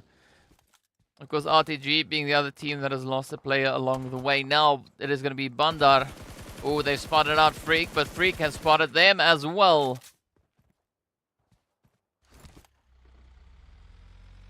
Triple Soul holding on to a very spread out positioning here. You can see Mud well off in the distance. So Bandar pretty isolated. In the meanwhile, it is going to be Brute Force. Oh, running into a bit of an issue here as NASR claims two of their players. Mur and Neos again finding themselves as the final two. We saw what they did on Erangel. Will we see Mur this time being able to evade a bit of a spray? They are going to be pushing south though. I mean, that could be a good setup, especially that we are seeing that we only have one team currently holding up in the vicinity. Meanwhile, it's going to be Crypto to get traded on down. So Twisted, well, not traded, not yet. I mean, they have been knocked.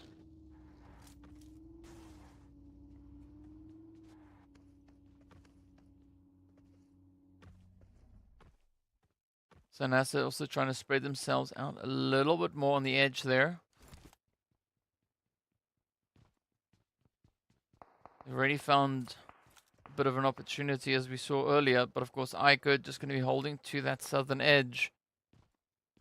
So this could be the opportunity here for IKURD now to play a little bit of upset.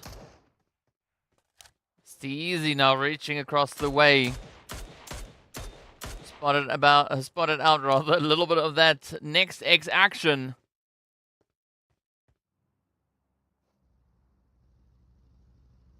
Well, we've had a pretty consistent performance across the board for the map of Miramar. Looking at all 20 participating teams. Ooh. W7 though, also finding themselves in the middle of the board. They've also had the luxury of a winner chicken dinner right here. So let's see if they're going to be able to build it up yet again. A very balanced play that we've received from them as well. 25 placement points, 23 eliminations, resulting in a grand total of 48. Brute Force, on the other hand, they've been having a pretty tough run. I mean, they were our top performing team on Miramar previously, as we saw those 7 winner chicken dinners that they were able to find. This time around, I mean, things are looking pretty tough. They do find themselves with a grand total of 22 points, 13 of which has come through from eliminations, and as they now get sent back, they will not add anything to that, right? It just stays on exactly what it's been so far. Meanwhile, we do have a few more knocks. A little bit of action trickling on in. Also, the nade starting to rain on through. Twisted now trying to apply a bit of pressure onto the side here of KR, but looking at KR's positioning, they have the upper hand Right, aside from the elevation that they have, they also have 2 of their players already situated all the way back into the zone, so it is going to be quite difficult now for Twisted to contest. I mean, if they are able to evade the side of KR, they are going to be finding themselves in line of sight of RTG. So again, you got to watch out, of course, a few beautiful vehicle explosions finding its way on in, as well as the Falcons and Triple get into a bit of an altercation, a bit of a tussle over onto the eastern side.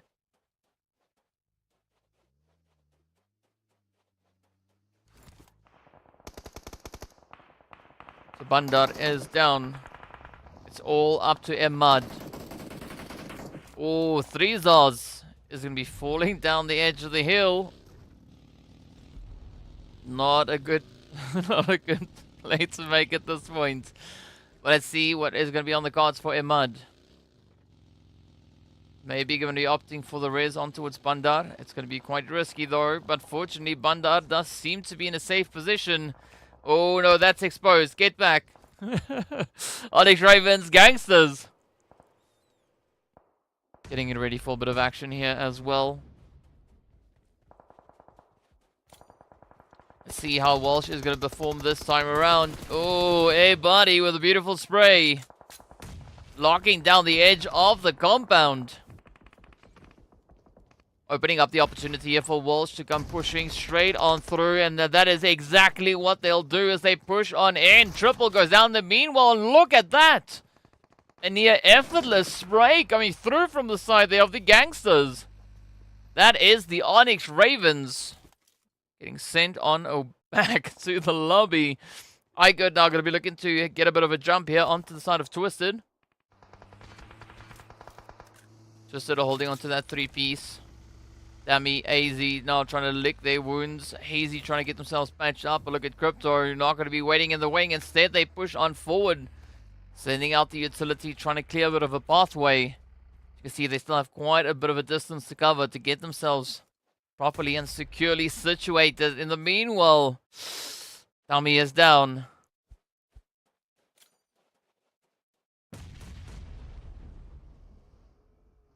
It's a good bit of leverage being utilized here by IKURD. This could be the nade though. Oh, quick reaction coming through from Crypto and AZ. Oh, Aram in trouble now. You gotta watch out. Next X though, going out in 13th, but up comes the push. AZ. Looking to see if they can avenge a little bit of the play here.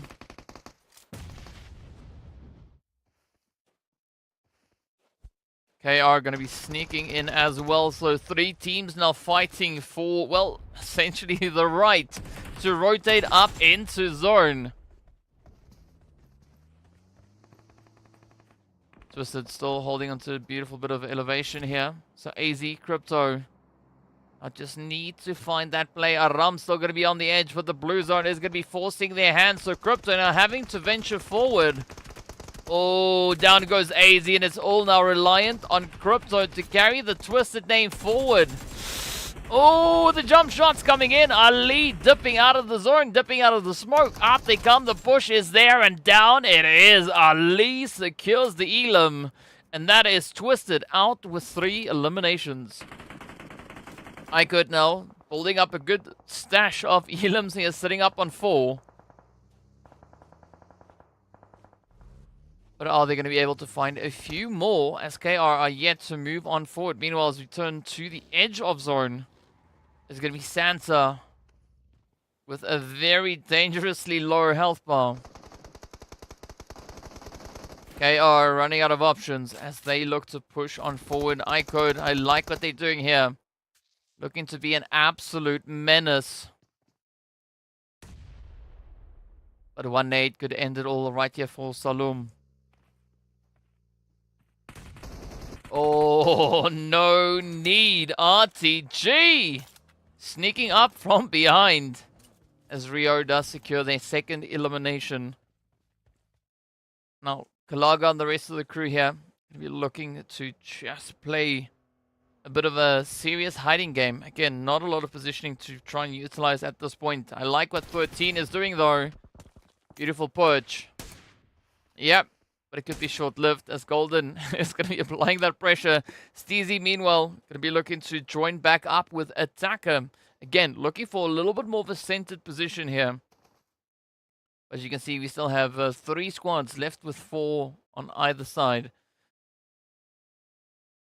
So Quest looking pretty good. Gangsters looking pretty good. Slime Machine also looking pretty good. NIGMA holding onto that 3-piece all the way down south. But Raouf finding themselves in a bit of a situation as Scoops moves in. The zone is going to be centering up though. So again, not the easiest zone to play through, even though it's not the most aggressive shift that we've seen. It is going to be quite challenging for NIGMA now to move up, especially with Attacker and Steezy holding onto the terrain. Hero. Yeah, this is problematic, especially now for W7. Oh, yep, there we go. There we go. Galaga, beautiful nade. Does bring us down to 9 remaining teams. Falcons also experiencing a little bit of difficulty as Damar has ventured up to the edge, but Al Hajj denies them access.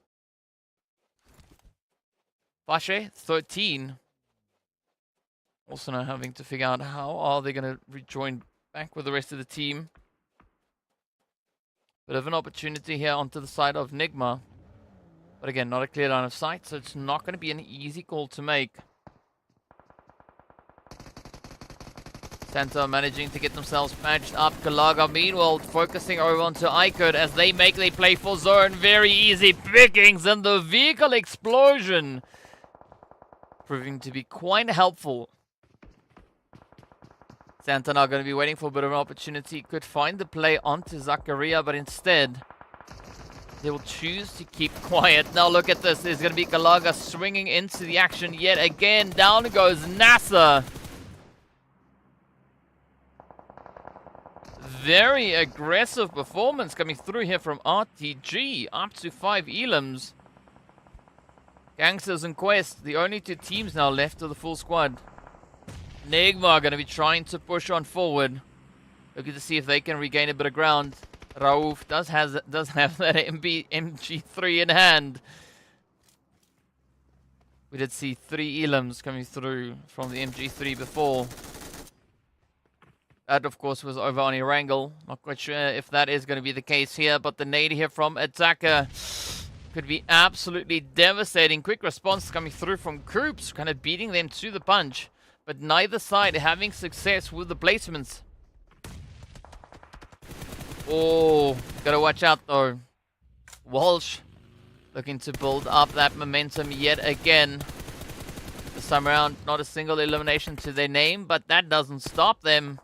Oh, you gotta watch it. Yeah, this is a phenomenal position being held by the Gangsters. Force, a little bit of reinforcement rather coming through here for Walsh. So you gotta be careful not to overextend. Because again, that rule still counts. Right, if you can see them, it's a very high chance that they can see you. But now Kevin's starting to move a little bit further forward. So the Gangsters just edging their way to ensure that they are still within safety. I think we're going to have a pretty tough rotation, especially as we are waiting for the zone to be revealed.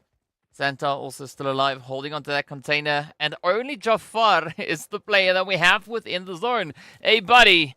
Kind of there, but very, very close to almost not being in the zone itself. Let's see who's going to be the one to lock it down.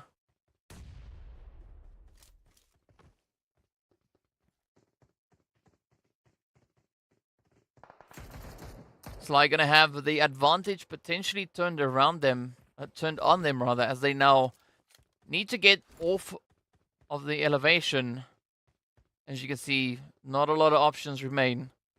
I mean, the easiest pathing for them here is going to be towards NIGMA. The rest is going to be very limiting, as it's essentially just them having to fly down the edge.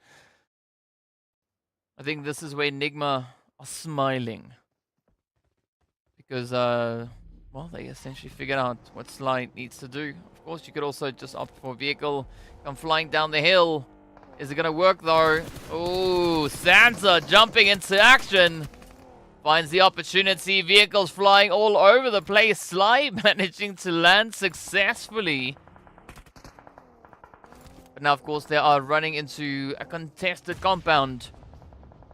So RTG, GEEKAY already lying in wait. 13, attacker, not doing any scouting at this point. Just trying to get themselves situated. Meanwhile, Santa. Let's get that Elam come through now from the side of Kalaga. A little bit of strafing could reward. Oh, Santa with even more. But Raouf and NIGMA now going to be looking to move in on the elevated positioning.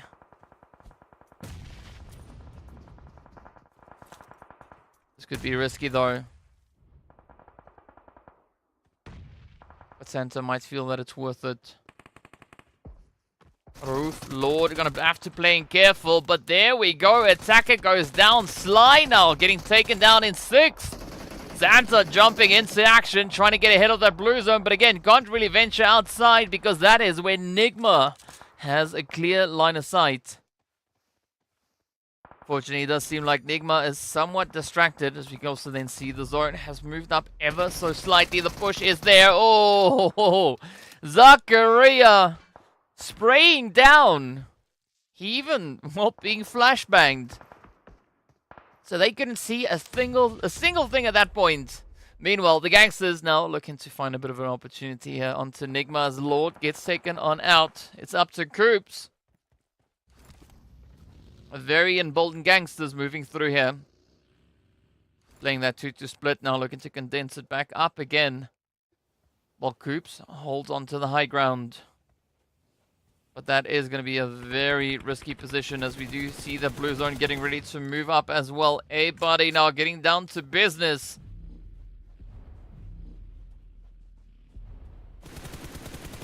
Oh, nicely done. Koops, though, even though they are in a very risky spot, still manages to find some great success. That is going to be Zakaria, also now in a world of trouble. Yep, there we go. RTG getting wrapped up. Koops managing to find a good way down as the gangsters now only have 2 players up. A-Buddy, Jafar. Gotta watch out for Alhaji though. Oh, Koops gonna be riding the storm. Just pushing forward. Only 2 teams standing between Koops and a major upset. Oh, gangsters in trouble. Down they go. It is now Quest v Koops. A 1v4. Some pretty steep odds. NIGMA sitting on 7 Elams. Quest sitting on 9. Will Koops be able to carry the team to success? It is going to take a lot of divide and conquer to succeed here, but up comes Easy. Oh, the shots are in, and that is it.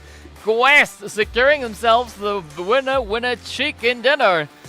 Absolutely phenomenal play coming through from the side of Quest. That is what we want to see happen. Amazing job. Utilizing their numbers to its full extent. Showing the dominance out on the map. Amazing. But big congratulations going out to the side there of Quest as they were able to have a very, very comfortable and successful run. Of course, now that is going to be our first Miramar of the day done and dusted. We, of course, still have one more yet to come, but that is going to happen a little bit later on, right? But the first 2 matches of the day does make the stats look quite interesting, right? We've been seeing quite a few aggressive performances. I mean, Quest definitely doubling down on this past one that we had just then. NIGMA also then walking away with those 7 eliminations. I mean, a very valiant effort coming through as we did see Koops picking up 4 out of the 7. But speaking about valiant efforts, well, we are going to take an effort at a quick break. So be sure to stay tuned and we'll be right back.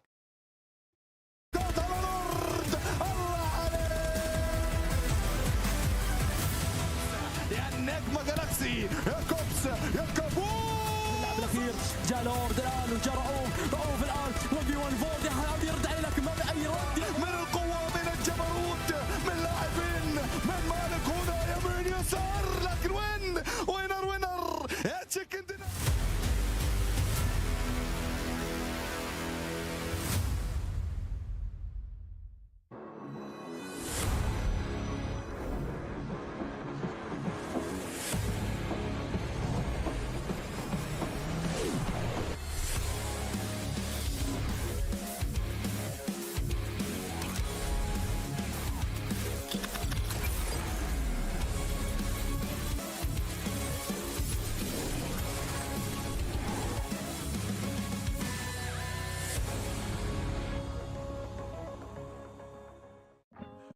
All right, all right, all right. We're getting ready to move into game number 3, of course. Well, for game number 3, we are going to be heading over into Sanhok for a little bit of that hot and sweaty jungle action to find its way on through. That, of course, also then means that we are going to be having Group C sitting this one out, right? So that includes, or consists rather, of the players from IKURD, NASR, the ONYX Ravens, as well as FALCONS, right? Those are the teams that are going to be having a bit of a break, but, well, let's take a look at the points.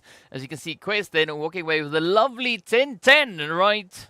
10 out of 10 amounts rather to 20 points, as that has been a phenomenal run coming through them. The second runners up that we have with regards to elims is going to be NIGMA and RTG, but Gangsters and RTG finding themselves both sat on 11 points.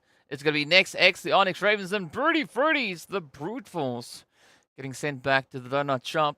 I mean, at least they get full tummies, but, well, no points on the board. But that is what it is, right? Sometimes that has to happen. You have to eat a few donuts along the way. RTG also playing a really good match here from what we saw. I mean, really aggressive as he did have it with 7 elims up. Not exactly the 10 that we saw come through from Quest, but Quest, I mean, they were on a mission, right? Doing something else.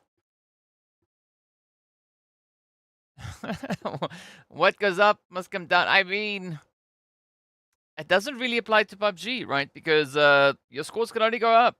Right, that is it. What goes up, even more so, or just stagnates.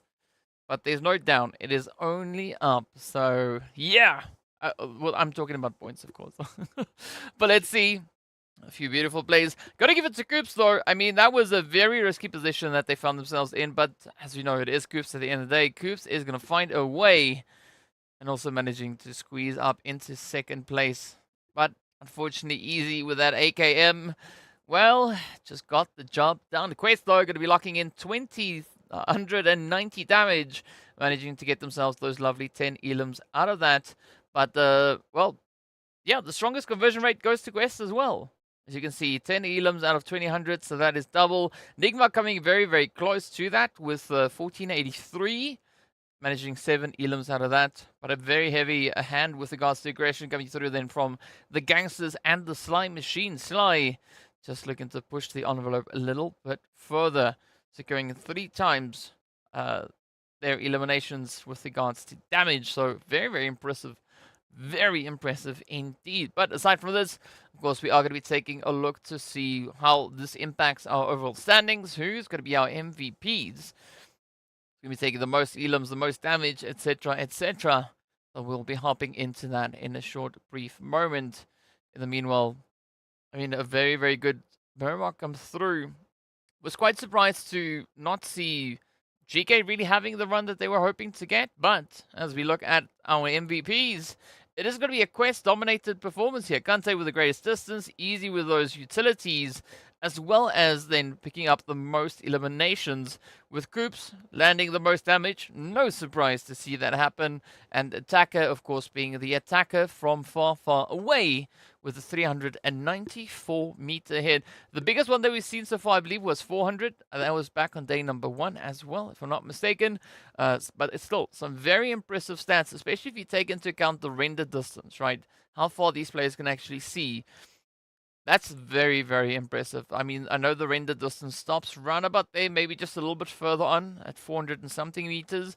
So being able to hit shots at that range while the target is like this big, I mean, that is super, super impressive. So well done. But speaking about impressive, right, we are about to see a little bit of that impressive, aggression now being shown as we are getting ready to hop in onto the map of Sanhok. So as we know, moving into Sanhok, flight path's not going to be all too important, as it is a very tiny map. But the zone, however, does impact quite a bit of the gameplay here, right? As we know, the teams will have to get themselves situated. And also, the blue zone is no one's friend, especially not on a map like Sanhok. Right, you need to try and stay ahead of that, especially from the second phase onwards. Seeing that they've ramped up the settings a little bit, so the blue zone is not your friend. I mean, it never was, but especially now, it is definitely not kind to anybody. So excited to see where the teams are going to be going. We've seen zones finish towards boot camp. We've seen the zone actually finish in quite a few different positionings. But when it comes to having success out on the map itself, right? Again, GK showing a lot of dominance when it comes to this. They've got about a 25-point lead with regards to the overall points earned on the map of Sanhok. And that is, of course, thanks to the 2 winner chicken dinners that they've been able to secure, as well as the 40 eliminations. That's quite a bit, right? That is essentially what NIGMA got in total, including their placement points and eliminations on the Sanhok map, right? GK has that just in eliminations. So that is very impressive, right? That is... It's quite scary, though, so that gives him a phenomenal lead over the competition. So GK is going to be the most probable team to have a successful run here, but we've also seen Chicken Dinners come through from the side of R8, as well as NIGMA just in the previous, well, back in day number 5. Then, of course, also we had Twisted Mind getting themselves a winner Chicken Dinner as well. So 4 teams currently holding on to that. Are we going to have a 5th? Right, could this potentially be Brute Force maybe stepping up, claiming a bit of victory, looking to try and build up their momentum, looking to push themselves up the overall standings? We don't know. There's going to be only one way to find out as we are getting ready to hop straight on to the map. Waiting in anticipation to see what that flight path is going to be bringing in and where our players are going to be dropping down. Are we going to have any hard drops? Are the players going to respect the space and all just move into their own respective drop location? Of course, all our questions will be answered very soon, as we are hopping in on. See the flight path starting over at Lakawi, heading away to the north, it seems. We'll take a gander at it. Yes, there we have it.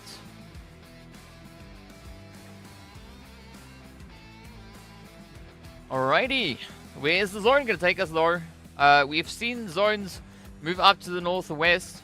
We've seen zones go center. We've seen zones pull down south. Up north as well.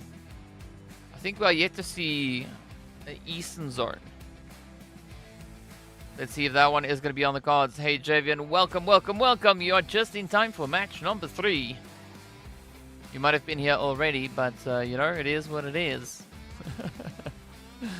W7, of course. Going to be hopping right down into Hut 10. It is going to be contested. Let's see if they are going to be able to hold strong, as they do have KR to contest with. Doc then actually taking an interesting break off. Does seem like they are going to be opting for that vehicle as we wait in anticipation to see what the zone is going to bring. Mexico in result. Ooh. Could get into a little bit of a fight. As the zone does pop, it is going to be sitting slightly more to the east. We've seen it go to where Dexter is right now. Right there in between Painan and Quarry. But I think this could potentially be a zone that is going to be pulling up north. Pretty, you know, a little bit closer up towards Paradise, as we do say goodbye to Result. They tried, thank you so much for coming, but unfortunately, Next did get the upper hand on that one. Yakuza Tika, though, are going to be holding just on the edge here for the side of W7. So they've got the north under control. And then, of course, we've got Waleed and their teammate situated towards the more southern positioning.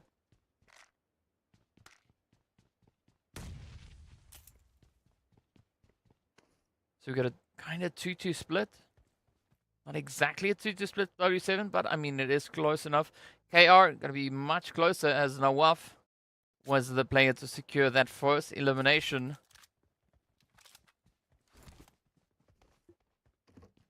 But a very interesting drop, though, coming through here for next. Right, look at Thrizos. Very isolated from the rest of the crew. Held on to a very centered position here. Just on the outskirts of Quarry. It's going to be a little bit risky. Especially seeing that we've got a Tiger off in the distance. But 3 is also not going to try and play a good position here while the rest of the team starts to move up. Fortifications are on their way.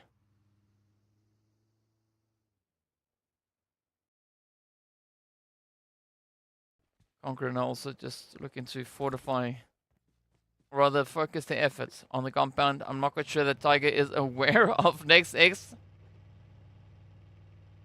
But is this going to be just a quick pickup and release? Or, ooh, are they going to look to come knocking on the door here for CONQUEROR Iraq?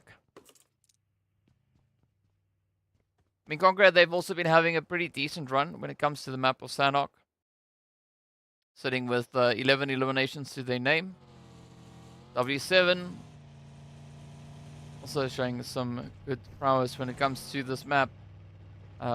Sitting in a slot just below CONQUEROR.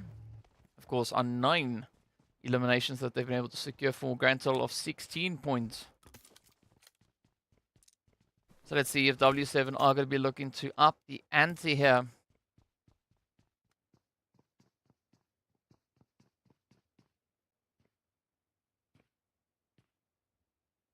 NEXX could potentially be looking to play a little bit more for that survivability. I mean, that's definitely something that we've seen quite prevalent here for them already today. Sure, yes, we've only looked at the first 2 matches because that's all we've had so far.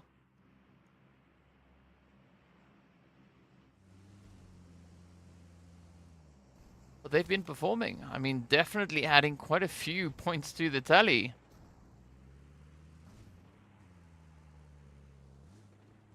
So far, NEXX, they've been able to secure at least 7 points.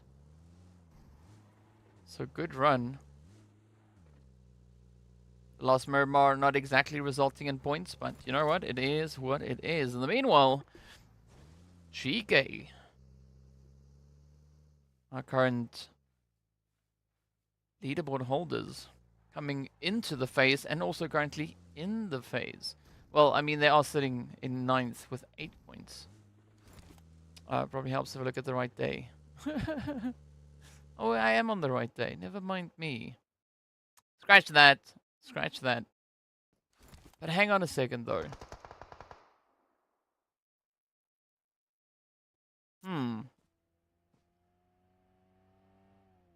Alright. Alright. The GANGSTERS sitting on 32. Oh, GANGSTERS. I mistook a GK for GANGSTERS. My bad, my bad, my bad. You know, it is what it is. I'm not that good at spelling, okay? In the meanwhile, I can read Twisted Minds, though, so that's fine. Let's see what they're going to be bringing in. A really good start from them so far, sitting on 13 points. Let's see, are they going to be able to push it even further?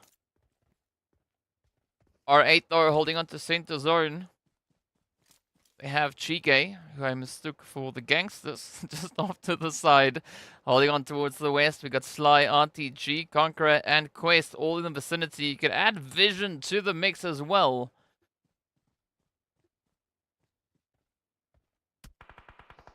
So already 8 teams situated relatively close to center zone. The other 8 still relatively spread out.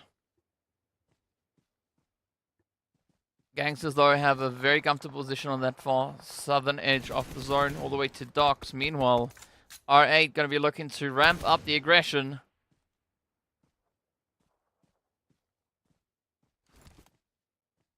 So far, they've been able to secure 8 points for the day. Are they going to be looking to acquire a few more? I mean, 8 works out, right, for the name, because it's R8. And they have 8 points.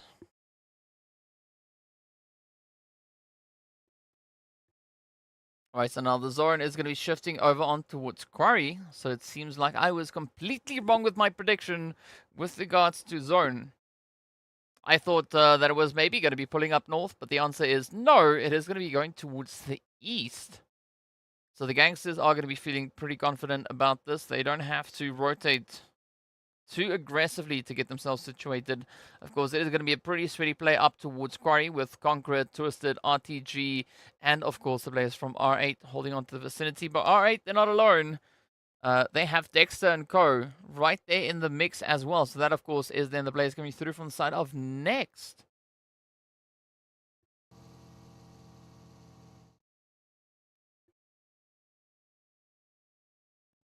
ARB also on the approach. Just to see if they are going to be pulling up into Cave, or are they also going to venture up into Quarry? It does seem like Quarry it is. There's the predictions, 2 for GK, 2 for R8, and 1 for the Gangsters.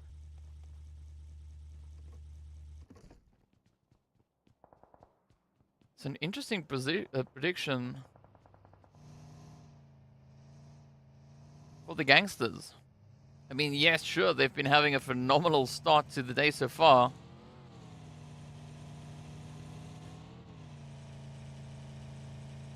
But in general, Sanhok, they also find themselves a little bit closer to that middle section of the zone. Triple are going to be losing a mud to technical difficulty, as they've kind of flung themselves, I believe, out of their own vehicle. That is a bit of a oops, but I guess it is what it is. Meanwhile, NIGMA, they're going to be pushing through Camp Charlie, doing their due diligence here. As you can see, Raouf trying to heal up. But fortunately, from what we know, from what we can see on the map, there's no one really left off in the distance. Aside from Triple, who's down to 1. So, yeah. I mean, Triple, they're going to have a pretty tough time rotating back. Meanwhile, we do see the plays here from GK. Taking occupants off the western side, sharing it with the players there from Twisted as well as CONQUEROR. And then we have the addition of ARB Champions moving up from that southern side. Meanwhile, RTG just in the opposite end of the quarry position. Have a few visitors hanging in the wing.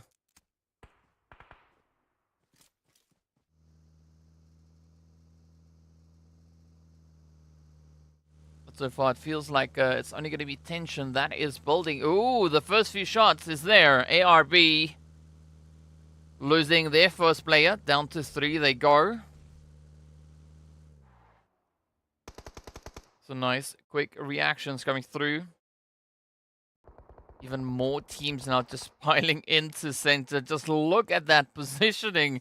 It is going to be an absolute sweat fest. We're just waiting for one team to kick off the proceedings as the zone does center up even more now towards that quarry position. Woo! Yeah. Yep, this is going to be it. So KR also now having to speed up their rotation. The blue zone is going to start really putting quite a bit of pressure on them. The same for Triple. I'm not quite sure if they are going to be able to make it up. If they do, though, they are going to find themselves at the mercy of NIGMA Galaxy. But here we go, Slime Machine. Nice bit of a quiet position up north. They could potentially have KR rotating in behind them. Ooh, yeah, that could be the option. But sadly for Salum, there's not going to be any loot available, as most of it's already been taken. But a quick pit stop to go a very, very long way for them. So let's see, it does seem like it is going to be the aim in the direction here of Slime Machine. I'm not quite sure if KR are fully prepared for what could be awaiting them just over the horizon.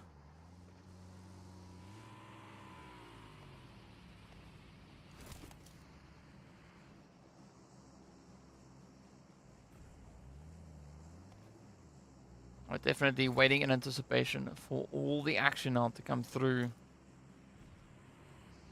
And all the teams essentially now being well within the zone. So this is going to apply all the spice that Sanhok can bring through. See the bun position here as well, right? Brute Force off in the distance. KR peering across the way. NIGMA are going to come pushing on through on the east. Oh, but they run up into vision. Oh, yo, Wiz. Beautiful spray. And that is going to be our first team down. NIGMA Galaxy. Wow. Vision with a really good defensive position there. I mean, that is phenomenal for them.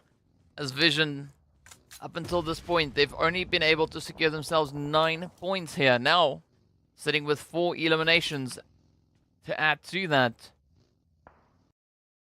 It really does quite a bit of favors for the squad. Let's see, will they be able to capitalize on even more aggression, as they do have the gangsters prepping up for a bit of a push. Again, now just surveying the area, trying to figure out what is going to be the opportune approach to take here as the shots fly on out. Ooh, triple is down.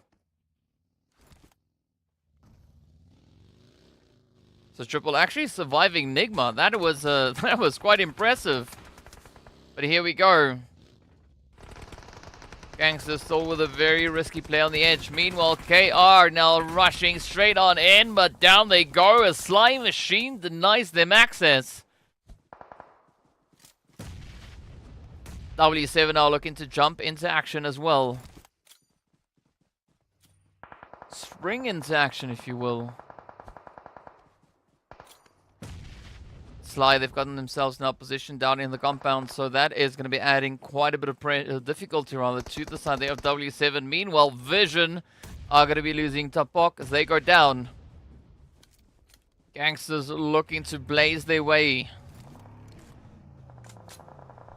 Vision with a quick disengage. It's going to be an interesting setup to play from. Again, Vision going to be pushing forward. They are going to be finding themselves running to the side of RTG. Meanwhile, down the southern edge. No, center zone instead. There's going to be Brute Force. Crashing up in the compounds. Paying quite a bit of a price. Not a very cheap position to rotate in towards. The rent being quite high. You can see Mer super low on health. Oh, yep. Down they go.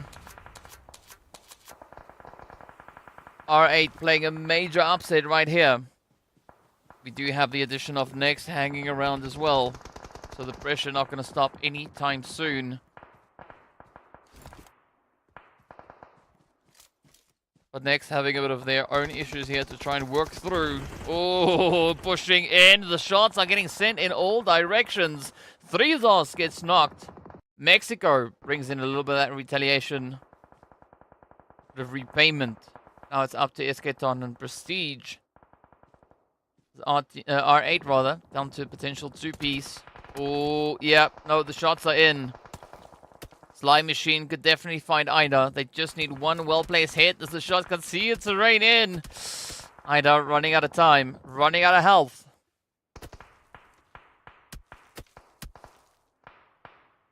Esketon not having a lot of options here.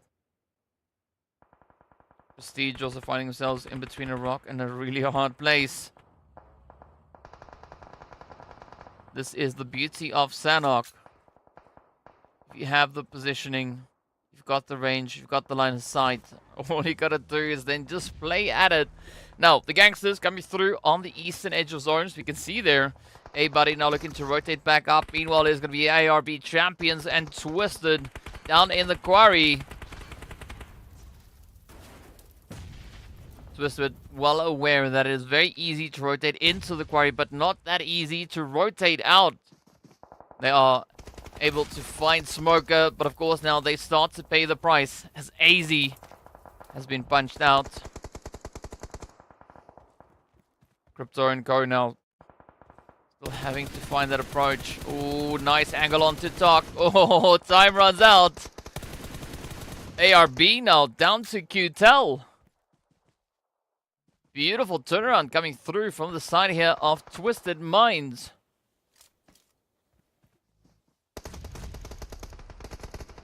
Definitely showing why they are one of the top performing teams when it comes to this map. But are those stats going to be sufficient? Oh, now Vision, they do find a bit of an opportunity onto the Gangsters as A-Buddy goes down. Jafar looking up the nade. Could this nade look to alleviate the pressure? Oh, Saif running almost straight into that. No, that was Volt instead. Meanwhile, they do get confirmed up as the nade comes through. The rest of the Gangsters not trying to blaze their way. Saif holding nice and steady on the edge, in the doorway. Look at the third-party peek. Oh, but Kevin has been spotted. The shots are in. Nowhere left to hide. Gangsters, Vision, and a bit of third-party spice fighting its way on through as well.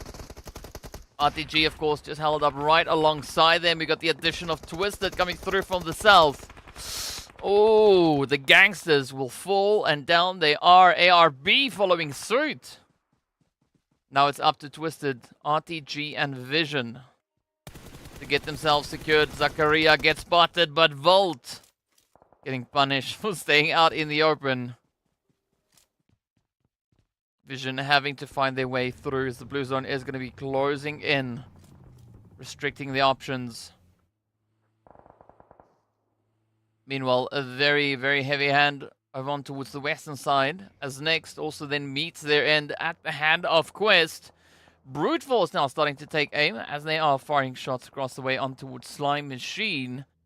But RTG, Vision, and Twisted trying to keep it nice and quiet.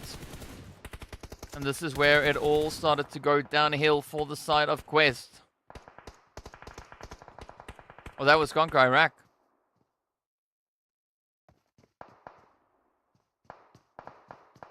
So several teams falling in very, very close succession. Quest still holding steady, trying to bring our whole jet back. There they go. Easy, Kante. Trying to advance. Looking for that foothold within this next phase. But again, not an easy pathing to take here. Especially seeing that they've got so many teams. Could be presenting quite a few difficulties here. Ooh, up they come. The vehicle is on fire. You gotta watch out. Oh, Alhache though. Beautiful spray on towards Hero. Up comes Zika. The final contender does get the hit secured. One down, one more to go. Ooh, Kante to close it out. But now tanking a bucket load of blue damage. Quest in a world of trouble. Down to easy they go, as Kante is not going to survive that blue damage. Bashe getting sprayed down as well. Pre-pod. Oh, absolutely brutal. As Brute Force and Slime Machine go at each other's throats. They have R8 Prestige positioned just up ahead of them, but it does seem like Prestige is trying to get up to SK Ton. Trying to bring the team back onto two players. The nade is on point. The push is there. Is Neo is going to be able to close it up? One nade could end it all for either of these two teams. Oh, but Neos gets it. That is the end of R8. Brute Force holding on by a slither. As you can see, Neo is managing to find their way over onto Mur.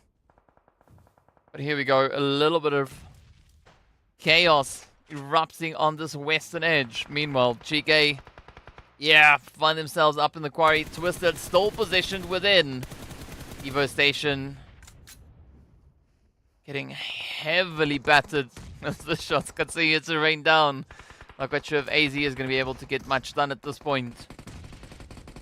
Either which way they are going to try now. It's going to be RTG pushing up on Vision. Slime Machine falls in 6.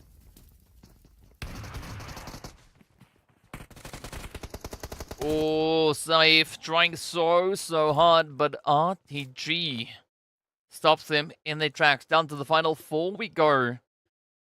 It's going to be GEEKAY and Brute Force holding on to solos. Santa now still surviving, but they have to move. They've just patched themselves up. Blue zone forcing their hand. Fortunately, they are able to move a little bit faster. Then the blue zone is going to be closing in. Oh, yep. Unless, of course, you head to the trees. And down they go. Alright, the final 3 teams. Now left to duke it out. Twisted already up to 8 eliminations. RTG and Brute Force sitting on 4 either side. The advantage does seem to lean towards the side here of RTG. They have the numbers. They have the positioning within those compounds. But are they going to be able to secure the finish?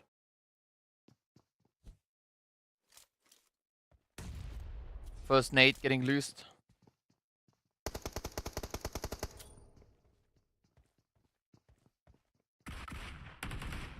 Ooh, there we go. Shots are in. RTG managed to find Neos. So it's down to the final two. Right, there's a 2v2. It's going to be Twisted and RTG having to fight for that winner chicken dinner. The first Sanhok chicken dinner of phase number 2. Devastation. Oh, trying to dodge, but essentially Rio steps up, claims it, and it is going to be RTG stepping up. I mean, it's so impressive. Looking at RTG, they were sitting all the way down on, what, I believe 11 points or something to their name that they've had on this map. So what a step up that was indeed. I mean, this time around, adding much more to the tally. So phenomenal run for their road to glory, as they've really been able to just try and capitalize again. Numbers advantage works to your favor, especially moving into those later stages. We've seen that be the case time and time again. But what a valiant effort it was. Some really difficult plays to make on the lovely Sanhok, as we just saw.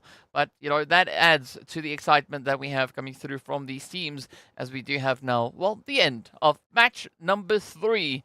I mean, time's fun when you're having flies. You can see the teams just looking to step it up as best they can. 2 very impressive performances that we've had come through now from Twisted and Vision, as they were able to secure themselves a pretty decent amount of eliminations.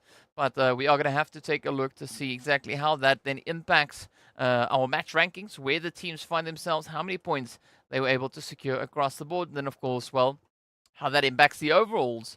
Because, yep, this is day number 1, so essentially everything matters. Well, it always matters all the way. But let's see who's going to be the ones sitting at the top of the board. Of course, well, we do have about 7 minutes or so until we are going to be stepping into our match number 4, which is going to be back on Miramar. But in the meanwhile, let's take a look, see who is going to be the team sitting with the most points for this match. Of course, there should be a pretty good indication as to who that could be, right? Because RTG got themselves a winner chicken dinner, and they did so with a healthy dose of points, so that makes sense. But let's see where the rest of the teams find themselves, as we are just getting ready to hop into that. Of course, no more delay as we venture forward. It is going to be 17 points going to the side of RTG, Twisted Minds, as well as Vision, with those 8 elims finding themselves on 14 and 11 points respectively. Of course, then the players from the Broody Fruities, again with a very consistent performance, securing themselves up in that top 5. But as we look a little bit further down, it's going to be CONQUEROR, Iraq, KR, Triple, and NIGMA having to take a stop at the donut shop. NIGMA so far, an interesting run, right? I don't think they are too worried when it comes to the performance on Sanhok. I mean, they didn't seem all too bothered in the previous season, so it makes sense, because they were applying a lot more focus on Erangel and Miramar. Of course, well, we have a lot more Erangels and Miramar to play through. There's only one Sanhok each day. What a beautiful nade here from Neos. I mean, that was so close. Almost, right? It almost could have gone the other which way. But you got to commend Vision for the efforts. Also getting quite aggressive here. AZ with a beautiful spray makes it look rather effortless. But yeah, a lot of sweaty action, as to be expected, coming through on the map of Sanhok. Now, curious to see how it is going to go as we move forward onto our next match, right? Of course, it is going to be over on towards Miramar. We've already seen what the previous Miramar held. You know, how that kind of played out, right? With Quest stepping up, claiming themselves that winner chicken dinner. But, well, in the meanwhile, before we get to that, it's going to be Vision coming through on 1,666 damage. Only 3 damage more than what RTG was able to secure. A very impressive play, though. But, of course, Vision picking up those 8 elims. RTG coming through with 7. And Twisted having a very strong conversion rate, but it is going to go to the side of Quest for conversion rates, though, right? 7 eliminations out of 1,100 damage. A very strong rate to work with on that one. So big congratulations either which way. And of course, a very heavy hand, as to be expected. This was Sanhok, after all, a map that really lends itself to the aggression. Here we go. Quick look at the performances. Of course, only 3 damage points separating these two teams. As you can see, Vision also coming through with a great bit of assists, right? All those knocks finding their way on in as well. And, well, it helps to get themselves up onto 8 eliminations total. Just a slight bit ahead of RTG. But RTG, though, going to be feeling very, very comfortable having that winner chicken dinner secured. In fact, as we look across what we've had over the league, that was the third winner chicken dinner coming through for the side of RTG. So well done to them, of course. Well, may they have many, many more yet to come. Now, as we know, playing through the league stage as well, playing through this phase, all these points get tallied over onto the running total, right? The big total to determine who is our top performing teams when it comes to the league itself, right? So as a result of this last match, we did see RTG actually move up 2 slots.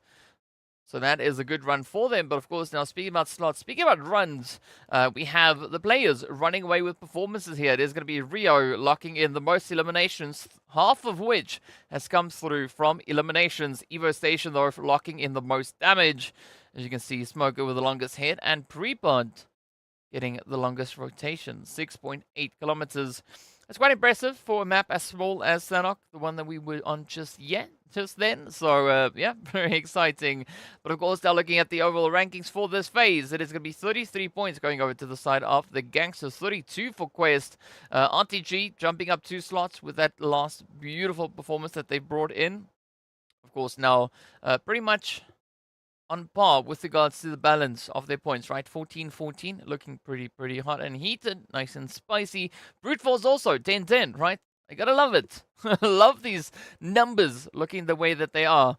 But of course, this is our top 8. We need to take a look at the next page, as we had 14 points at all the way in that 8th position. Is going to be 11 for R8 and Vision, 9 for NASR next. Of course, IKURD and ONYX sat on 8. We got Falcons and ARB then positioned on 5. So a very balanced approach, but we need to see what the final 4 teams have. It is going to be 4 points to W7.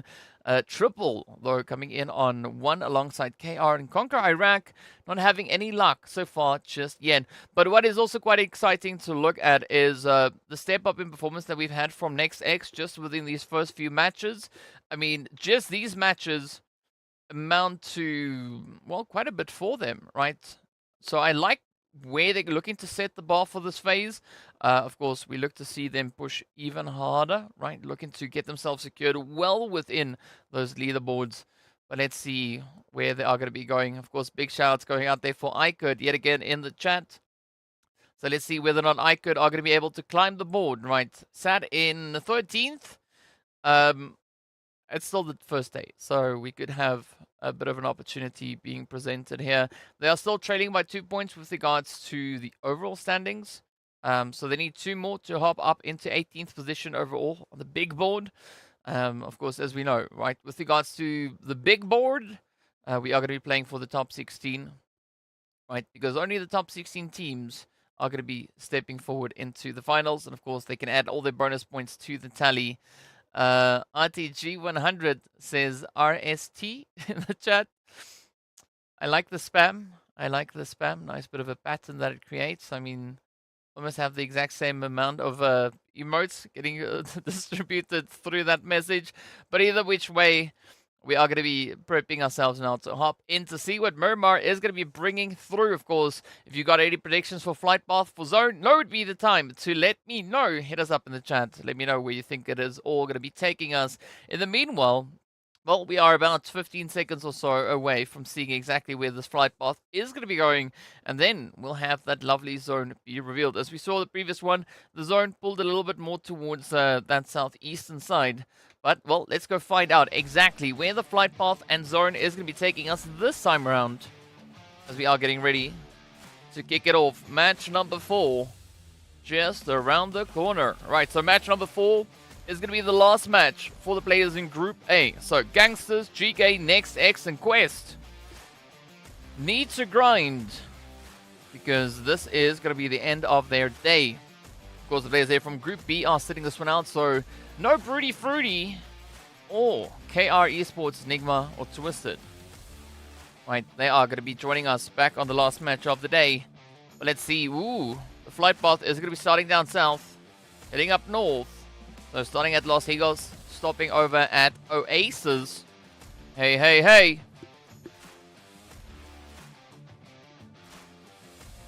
Slightly more towards the west, but still very close towards center. So it's not going to be too impactful with the reach of the teams. I mean, Puerto for triple, it's going to be a little bit tough, but, you know, they can do it.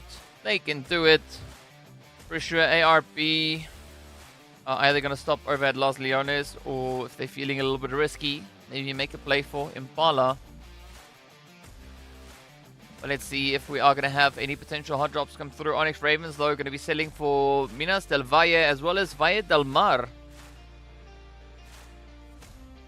It's a nice starting position over on towards that southwestern side. IKURD, of course, up in towards Chumacera. We've got Next X up in Monte Nuevo. Ooh, in the zone. Centers up on the Pozo Fields. So where's Brute Force when they need to utilize that position? Unfortunately, they are going to be sitting in the lobby, staring at the zone, saying, man, oh man, oh man, just imagine if we were here. Meanwhile, it's going to be Vision and Triple getting into a bit of an altercation down south. You can see Result already being brought to their knees. Gangsters, W7 all the way up north. A good starting point there up in La Cabrera. R8 going to be taking possession of San Martin. Falcons going to be holding up in towards Hacienda del Patron and potentially even that water treatment.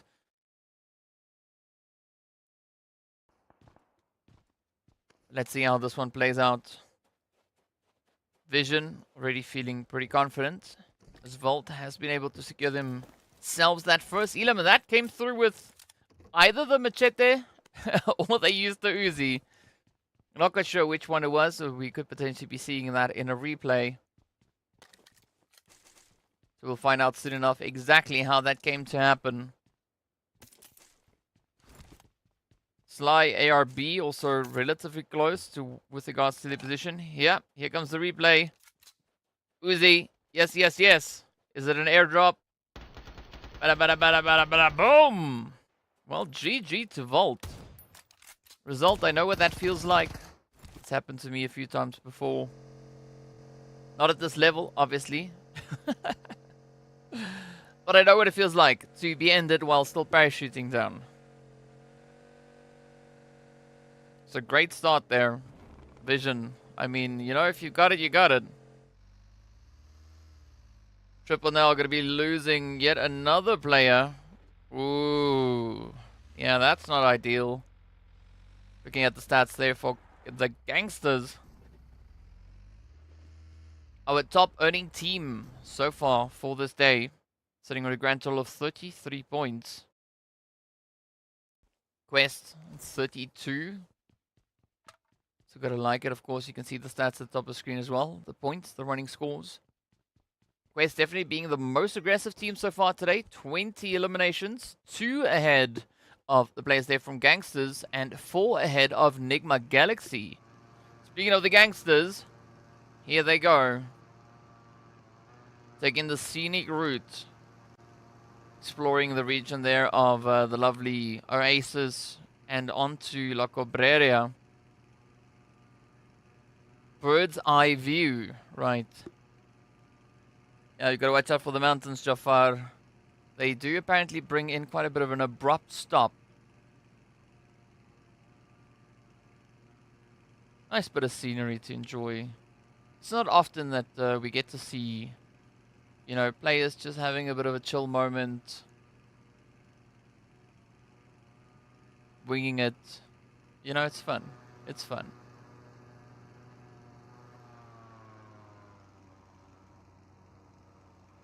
Oh, are we running out of fuel? Or what is happening here? As our lovely observer tries to catch up with the plane. Oh, yeah. Yeah, we've run out of fuel. Jafar and Walsh, all they can do is glide. Yes, Shosha landing. Are you going to be our PUBG pilot? So far, so good. I mean, they've already had a bit of a practice run with the parachutes. Oh, oh, oh. Okay, I'll give that landing a 5. Yes, I'll give it a 2-star rating. 5 out of 10, 2-star rating. I mean, it would have been amazing to see them just land perfectly square, right? No bounce, no tilt, no nothing. But to accomplish that is quite challenging. In the meanwhile, We'll be looking on to the players here from NASR, who are challenging themselves with a bit of a positioning, just on the outskirts of the lovely power grid. We do have IKURD just over to the edge. And, well, earlier we were talking about something that goes up. 3 Oz is definitely going up, moving up in the world. Great bit of a vantage point to hold. Do they have the scope to use the space though? It's a four scope on a Scar L. I mean, that's an interesting choice. Not quite sure if that is exactly what I would be using if I had the opportunity, but you know what? It is what it is, right? You got to take what you've got and make the most out of it. In the meanwhile, there's going to be IKURD now rushing forward on towards NASR. Ooh, Spec with a little bit of a spray. You've got Ali and Unknown hanging up in the wing. Clever Starch now starting to push in as well. Nice bit of overwatch here from Starch. But Xenox is going to be joining up with the rest there of Clever and Starch. Could be a beautiful distraction. Little bit of a flank coming in on either side, as you can see, of course. IKURD coming to the realization, like, this is maybe not the best spot to be. Down goes Ali.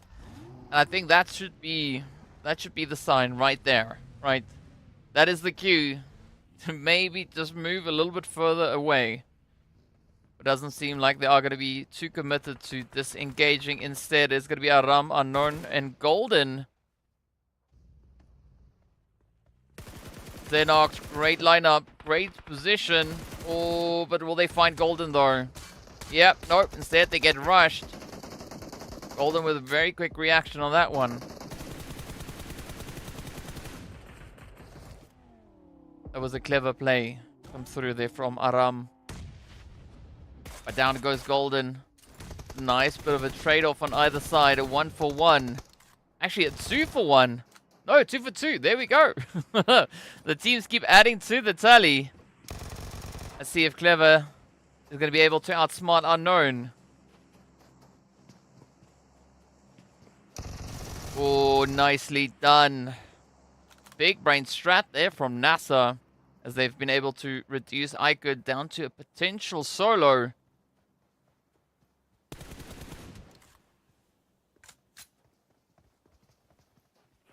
Alright, so Ali now also being brought back in.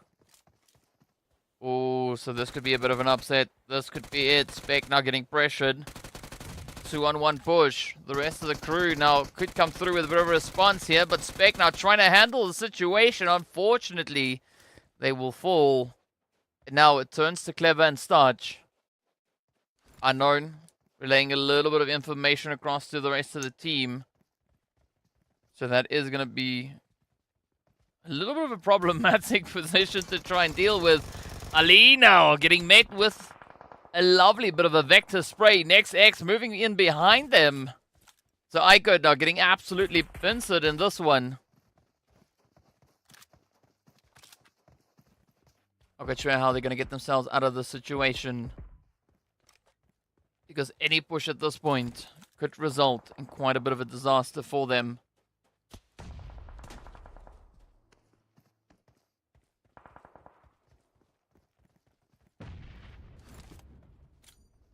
But I like the moves that Next X are making. Looking to get a little bit cheeky here. Ooh, Clever sends it out. The nade is there. Ali backing off. Oh, but instead, the nade, the damage though, finds its way in. Clever now getting thanked for the efforts. And now it all boils down to Starch. Not exactly the way that NASR would have thought this would finish up. But out comes the nades, the sprays. Next X now playing a very important position here in the continuation. Oh, nicely done. Starch finds Aram. That is 1 down, 2 more to go. Ali, Golden, just on the edge here. Be hugging the terrain, not letting Starch get that opportunity. Starch has no utility to make much use of at this point. It's all going to come down to that gun skill. Gate, though, is going to be falling off of a height, which is not ideal. But let's see now. Starch gets pressured, gets the jump. Oh, but Golden with the opportunity does end it right there for NASR. ONYX Ravens now going to come lurking in as well, knocking on the door. Next X just to the north. So you could have a triangle of doom potentially brewing in the mix here. Dexter will get made with a bit of a nade as they've gotten a little bit of a cheeky, overconfident, rotating all the way up to UA. We see R8 all secured up in power grid. Now Ali going to be feeling the sting there as it's now down to Golden, the final contender, the final hope for the side of IKURD. Gangsters also now on the approach. We did see the players there from Triple and Slime Machine down towards that southeastern side. They are going to be venturing up towards Conqueror Iraq.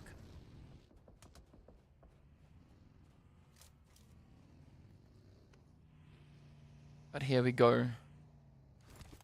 Golden now looking to see how they are going to be able to survive the remainder of this match. ONYX Ravens starting to prowl. Converting themselves from Ravens into Vultures, right? Just circling around, looking to see if they can find a little bit of some. In the meanwhile, is going to be W7 now getting met with R8. Just up ahead, up in power grid. Here we go. Oh, Golden gets spotted, and that is it. IKURD out in 15th. At least walking away with 4 eliminations up. Prestige, though, does find Dika. A look back at how the whole situation started here for next. First, it was Dexter. And then they just kind of decided to, you know what? Maybe we should not be pushing in on that. So next, down to 2. W7. Trying to figure out what the play is going to be here. As we are waiting for Yakuza now to join up with Hero. That allows for the side of R8 to really fortify their position. Opportunity spotted here by Prestige.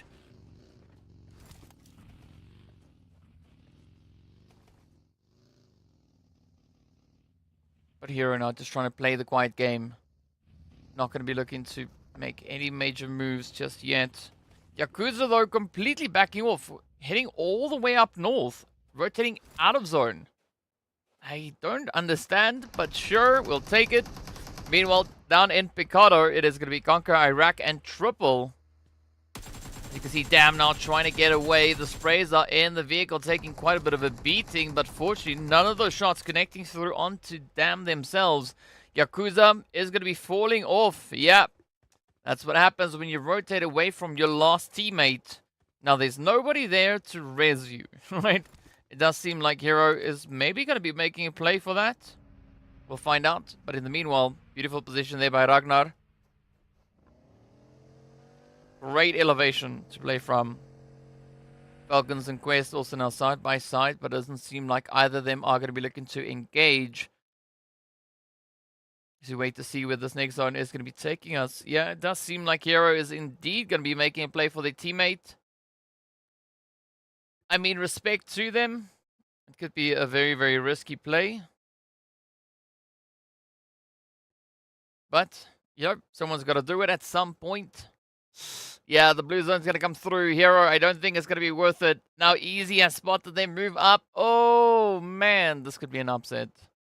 Quest could easily find W7. Meanwhile, it's going to be the Gangsters prepping for a bit of a push on towards next. Conqueror going to be making their dash for zone as well. Vision coming under fire. Down on the southern edge of the zone, GK Conqueror. Themselves all lined up. Both teams still having to rotate back. Hope, fortunately, does hold on to the anchor point. So GK has a bit of a position to fall back in towards. Meanwhile, Vision having very limited options. Conqueror about to get bombarded. Oh, Santa, that was pretty close. But unfortunately, not quite on the money.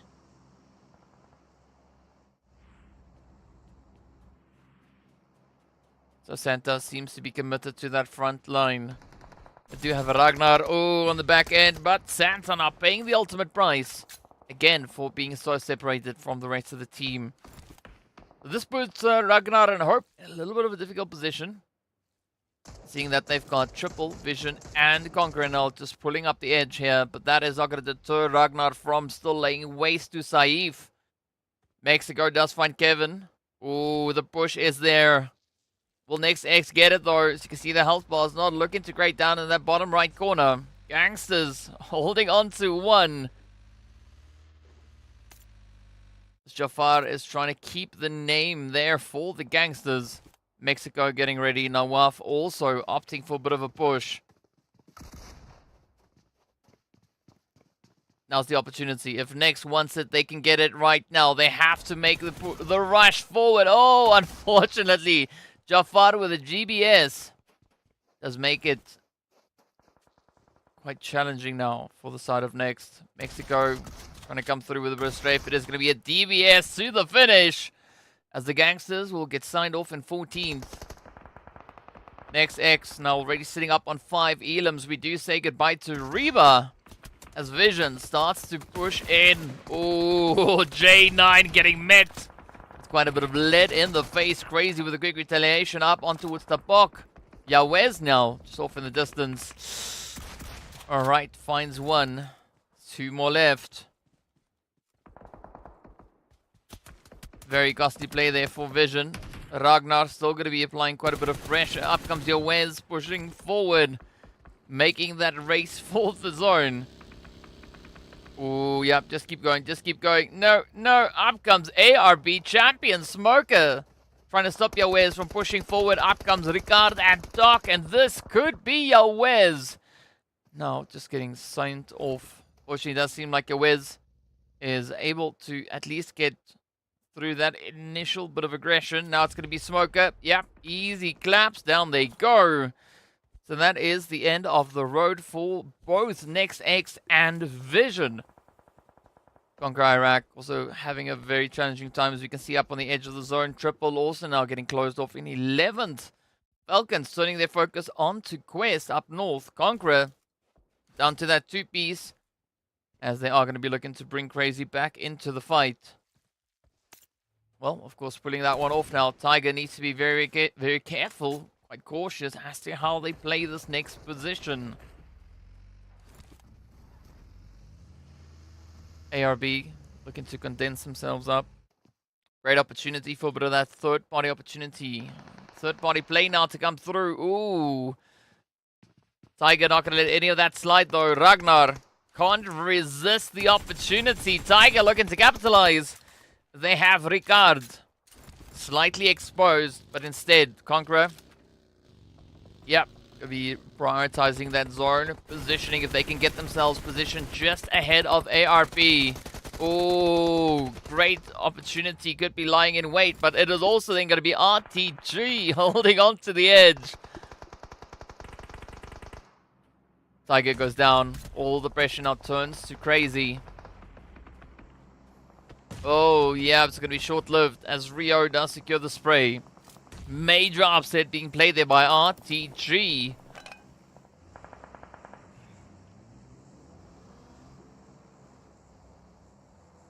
But as we know, RTG, they've already ticked off a winner chicken dinner for themselves here today.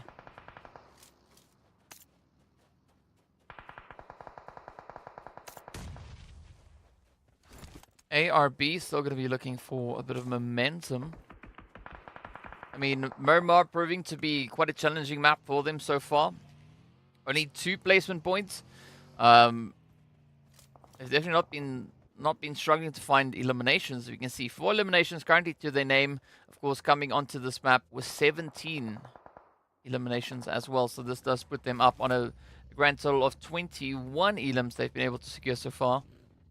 But of course, now they have to try and prioritize those placement points as well.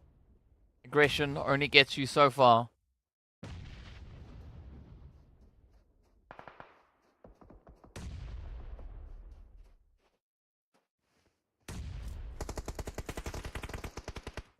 Right, ARB trying to figure out how they're going to play themselves as they do lose QTEL.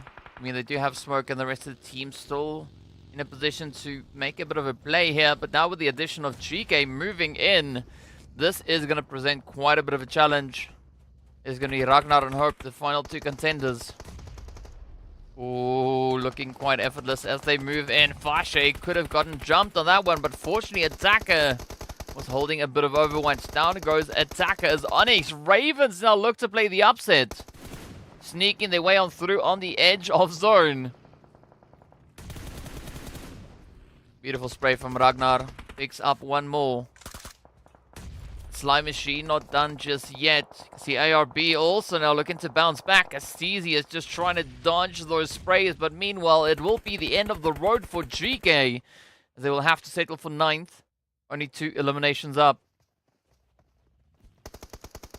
Oh, Rio almost getting caught with a nade in hand. Doc Ricard just on the opposite end.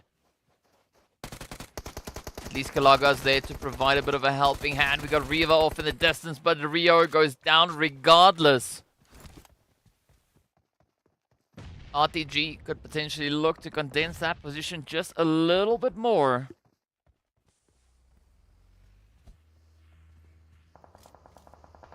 I mean, they've had a pretty good run on our first Miramar, securing those 7 eliminations. But are they going to be able to replicate those efforts right here in the second and last Miramar of the day? Oh, it is going to be the push coming through from Slime Machine, though, up onto its ARP. Steezy with the vehicle explosion. Oh, down they go. That health bar, unfortunately, biting back. Slime Machine falls, ARB falls. Both teams at least being able to acquire a few of those placement points, as that is the territory that we are in right now. So with 7th and 8th closed out. It's a beautiful tally of points yet to come through. Who's going to walk away with those 2 placement points? ONYX Ravens now going to be looking to send out RTG as they do find Kalaga. Already 7 eliminations strong here for ONYX Ravens.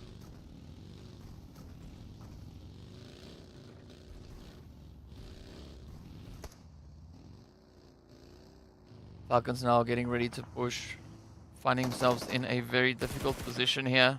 They do have Salam, Powerful, and Damar. Ooh, up comes Quest as well. Still locking on to that full squad. So this could be a phenomenal run coming through from Quest. All they gotta do is just maintain the numbers.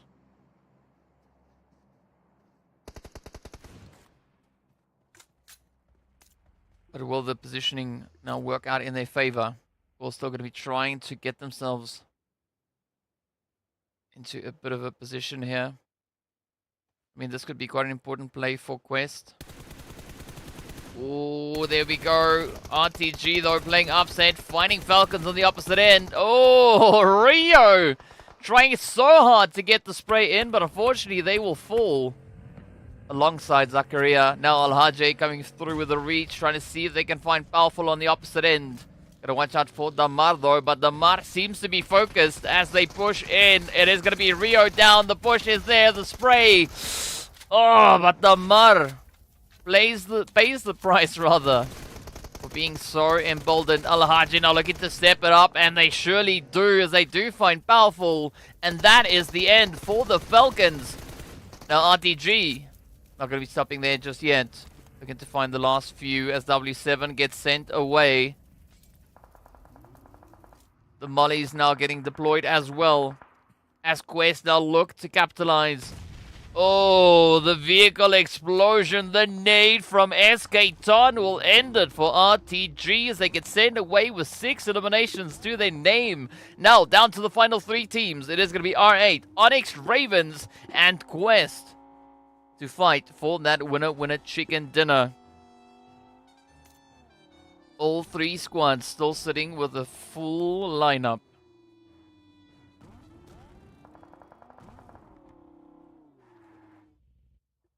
This is going to be R8 now looking to get themselves situated in center zone. ONYX holding on to the west. Quest holding on to the east. So each team now having their own portion of the zone to try and play from. RTG, of course, are trying to expand their options up in power grid. See them holding on to a 2-2 split. 2 north, 2 south.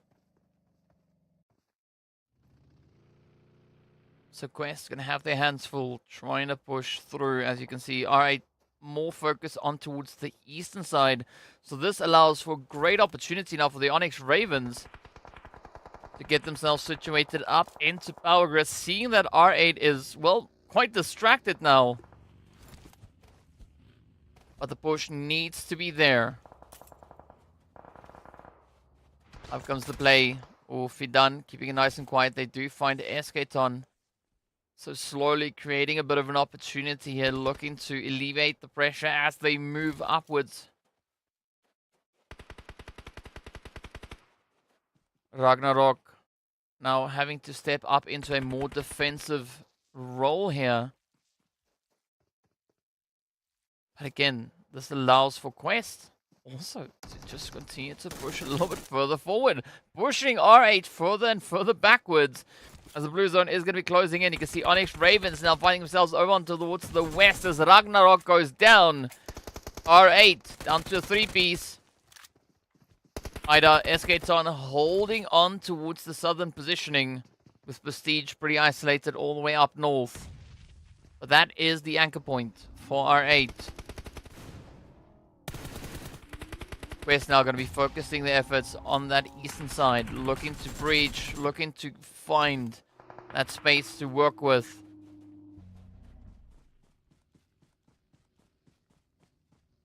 Alright, now having to re-strategize their initial approach.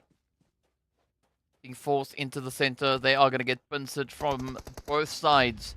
As you can see, ONYX Ravens just lurking in the wing, testing the waters. Up comes R, figuring out that there's almost nobody in this building. But of course, now with that molly being deployed, that does leave a bit of a mark, right? You can't really not see the flames. The ONYX Ravens are going to be focusing their efforts, trying to pressure Prestige here into some kind of a position.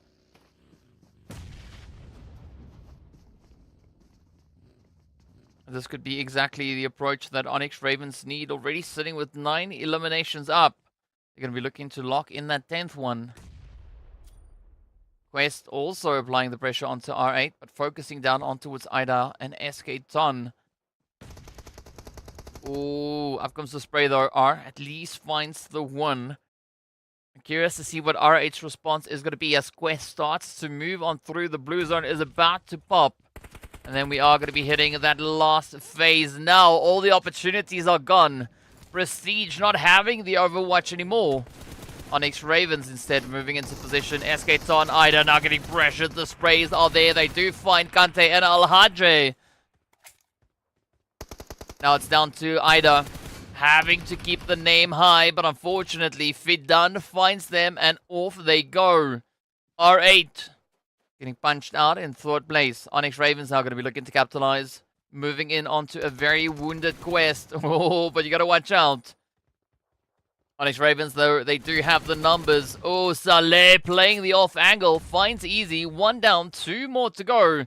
It's going to be Kante and Fidan now trying to make that mad dash to get themselves secured. Kante gets confirmed. Fidan about to feel the pressure. Saad comes strafing. Down goes Fidan, and that is it. All the hits have been played. ONYX Ravens stepping up, securing themselves the winner chicken dinner. Quest getting so close, but a very confident approach coming through here from the ONYX Ravens results in them walking away with a glorious winner chicken dinner. So a very valiant effort then coming through on their end. Got to appreciate the work that they've been doing. And of course, well, they closed it off with a glorious 13 eliminations to their name. So what a run that was for the ONYX Ravens. Not exactly the 22 elimination chicken dinner that we saw from them before, but, you know, we'll take it. 13 still going to be really good. Looking to strengthen their overall positioning with regards to those leaderboards. So a phenomenal run coming in on their end. But you gotta commend the efforts being brought through by the side there of Quest. You know, trying to get as much points on the board. Speaking about points, we'll be heading into those momentarily. So in the meanwhile, we're going to be taking a quick break, and we'll see you guys right back in a short few moments.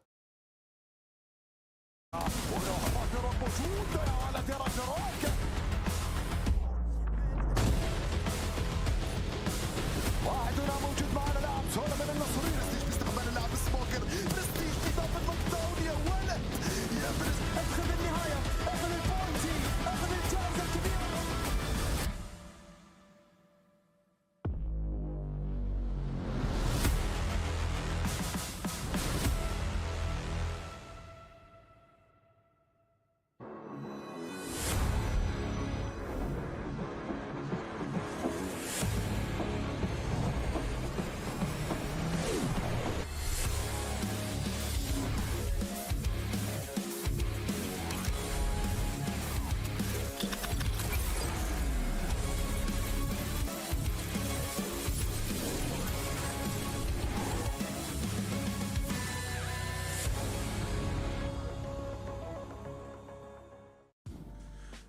All right. Here we go, getting ready for the action yet again as we are prepping to hop into a final match of the day. Of course, we are going to be heading right over onto Erangel to see what our teams are going to be bringing in. Of course, well, as we know, match number 4 was the end of the day for the players going through from GANGSTERS, GEEKAY, NEXT, as well as Quest.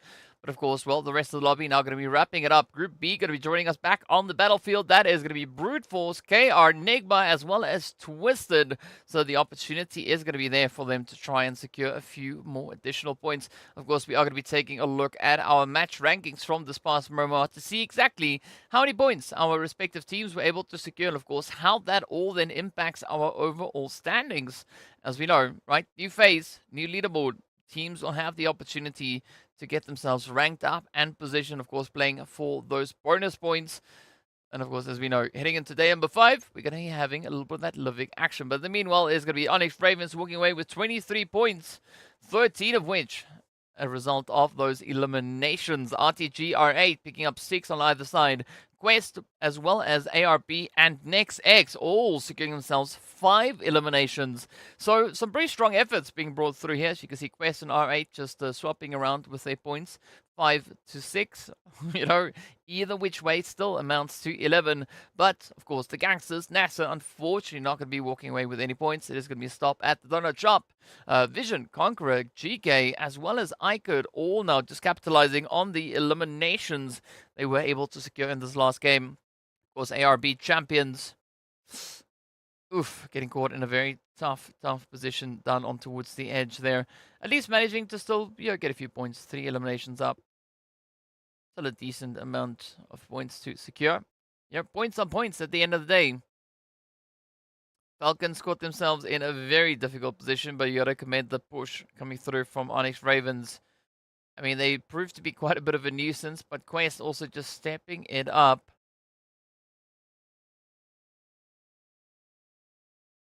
In fact, so much so that they are our second highest earning team for the day. Well, they were. In fact, now, as we saw already, or rather we'll be seeing pretty soon, we'll see exactly how many points they were able to secure so far. Well, coming into this one, they were the second highest earning team of the day. But now with a great assist from that last push coming through, right? It does add to the tally. Of course, the aggression coming through from ONYX Ravens. 13 eliminations out of 1,800 damage. Very good conversion rate for their side. R8, though, doing a lot of work, a lot of spraying.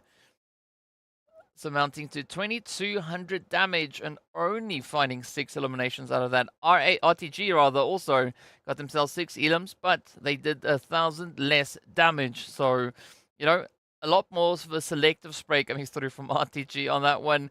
ARB, ONYX also working exceptionally hard. ONYX Ravens, though, having a glorious run. Saleh even not taking a single slither of damage, while still managing to land themselves that 1 elimination. Of course, it is going to be Leif with a nice, beautiful, strong carry on that one. 7 eliminations and 4 assists coming through. So the numbers speak for themselves. But of course, a very low damage performance there for both, well, rather for the entire squad coming through from the ONYX Ravens, amounting to a grand total of, what, 365? So, Yeah, that is not much at all. Very impressive, but instead they've been able to cause quite a bit of damage. So ONYX Ravens shaping up to be quite an impressive team, especially looking at their performance within this phase so far, even this season, right? If we look back at what we saw come through from ONYX Ravens the previous season, there they ended up in 18th place, right? Up in the league stage. So already having ONYX Ravens performing so aggressive in regards to their overall play, really looking so great for them. Of course, let's take a look at the overall standings. It is going to be Quest now holding on to pole position, taking a beautiful bit of a leap up into that top position there. Of course, moving up one position. RTG also following through. Gangsters then, then getting moved down into third. The ONYX Ravens taking a beautiful 10-slot jump up into fourth place, just thanks to this last winner chicken dinner that they were able to secure. R8 also going to be moving up 2 positions up into 7th place, with Next X also making a few moves there. 14 points, 14 eliminations. That is what they've got. Still, we don't see a lot of placement points coming through, but, you know, there's still a bit of an opportunity for that improvement to come in, as they are going to be, well, having a few more days to play through. KR Esports this time around, only 1 point. A bit surprising, but I guess it is what it is, right? KR, of course, starting off this phase with 107 points. Now only adding 1 point to the board. It's a little bit risky, but, you know, who knows, right? Of course, there's one more match still to go today. We could maybe see a few more points coming through there. As we know, we are still going to be having KR joining us back on the battlefield.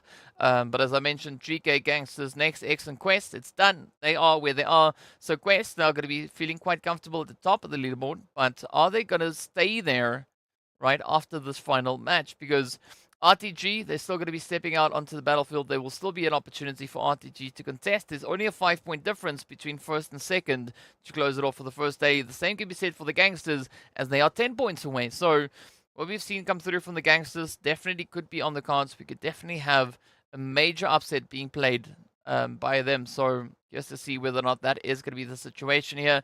Of course, ONYX Ravens also going to be a team to watch because, well, they've been building up some pretty good consistent points. They've been able to secure themselves 2 winner chicken dinners when it comes to the map of Erangel, sitting on a grand total of 73 points. I mean, that is quite impressive, right? Only 26 points behind NIGMA, who are holding on to pole position. So NIGMA, 1 point shy from hitting 100 on Erangel. That is quite impressive. But let's see just how much more points they'll be able to try and secure. Of course, meanwhile, while we wait for the flight path to get loaded up, be sure to give your predictions as to where you think the zone and the flight path is going to be taking us. Do you think we are going to be seeing another southern crazy shift? Could it potentially be going somewhere else? It does, in the meanwhile, look like we are going to be having a quick little bit of a rehost before we even get to that. So, yeah. Give me your thoughts, right? Tell me what do you think we are going to be having. What will be the outcome of this very last match of the day? Who do you think is going to take it? Right, if we look back to our first match of the day, to have a bit of an idea as to who got the very first winner chicken dinner. Of course, our only other Erangel that we've had so far. It was, of course, then the place coming through from Gangsters. So, yeah, let's see if that is going to be indicative of anything. As we know, Gangsters obviously not going to be here. But NIGMA, they were the team to secure themselves that second place. So apparently, NIGMA are going to win this one for sure. Are you talking about the match? You're talking about the phase? You're talking about the event? What are we referring to here? If you're talking about Erangel, sure. Let's get into that. It is going to be a center map zone as well. That is what Kyle is saying. So let's see whether or not that is going to be the case here, as we are just waiting for everything to get sorted out so we can jump into the final match of the day to see exactly what our teams are going to be bringing to the battlefield. But of course, already a very exciting first day coming through. As we could see, the teams really looking to push the points as best they could. I mean, sitting so far on a grand total after match number 4, 43 points in the first day. If we compare that to what we had happen in the previous phase, run about the same point, we were sitting with 42 points. But that was RTG then holding on to the lead. So a nice bit of a change up as we are progressing through this, right? RTG sitting on 38, so just 4 points shy of the performance that they had in phase 1. Maybe we could see a little bit of that push come through now from RTG to try and close up the day, maybe being, again, the top performing team here. Of course, it's all going to come down to what this last match is going to be bringing in. So RTG last time around picking up 43 points in total for the day. Will they be able to replicate that? 5 points shy of that, but of course, still, they do have another team sat just up above them, right? So the heat is going to be on to see whether or not they'll be able to close it all off. In the meanwhile, it seems like we are going to be taking a quick break, so be sure to stay tuned, and we'll be back in a short few moments.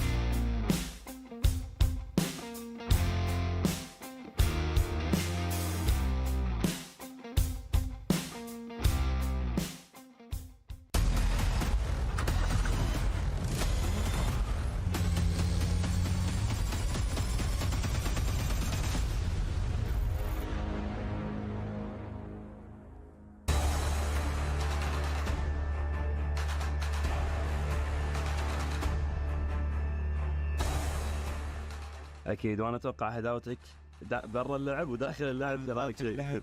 يقولون ياثر علي يعني سلبيا، بس انا اشوفه والله افضل، الهدوء افضل باللعب. بالضبط، انا كذلك معك في هذه النقطه. ابي اعرف شنو كان شعوركم لما حققتوا المركز الثاني في البي ام بي ال الربيعي، وشنو ناويين تقدمون للمستقبل في البي ام بي ال؟ الله اللي قدمناه بالبي ام بي ال والام اي اي بصراحه شيء يفتخر فيه وانجاز بالنسبه لنا، لانه قلت لك انا تيم ايباد محول الجوال من 4 أشهر وسوى كل هذا، فاكيد افتخر بتيمي واللي سويناه. باذن واحد احد انه يعني كعمل جماعي راح تقدرون توصلون. نبي رساله حق الخصوم باللي جاي، انسى اللي راح ننساه، نبي شيء حق اللي جاي. صراحه كلهم على راسي، والفرق تشتغل على نفسها ويلعبون، بس احنا جايين هالمره ان شاء الله بالتوب 1. يوسف، بالختام ابي اعرف شلون شفت تفاعل الجمهور معاكم بالفتره الاخيره وكلمه توجهها لهم. والله الجمهور تفاعلوا ويانا وجزاهم الله خير كلهم، وحتى في جماهير من برا من غير فرق صاروا معنا، فإن شاء الله نعودهم بالتوب 1 وبشيء يرضيهم. إذا مو توب 1 راح يكون شيء يرضيهم بلعب يستمتعون إن شاء الله. احنا معروفين بالستايل الهجومي، مستمرين على هذا اللعب، وراح تلقون بطرف الزون الجانجستر دائما. يا ويله الجانجستر على اطراف الزون لكن بصداره جدول الترتيب، هذا طموحهم. شكرا يوسف لك، شرفتي.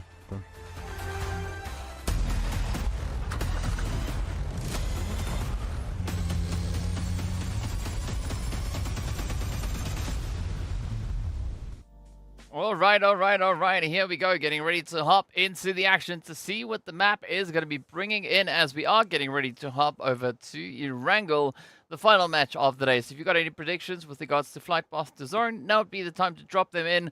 Apparently, we are going to be looking at a center map zone, as I've already mentioned before, and Kyle also then says that NIGMA are going to be winning this Erangel. So, well, excited to see whether or not that is going to be the case here as we are getting ready to hop on in. So without any further delay, let's get down to business as we are going to be hopping right on the plane. Where will it take us though? Waiting in anticipation to see exactly.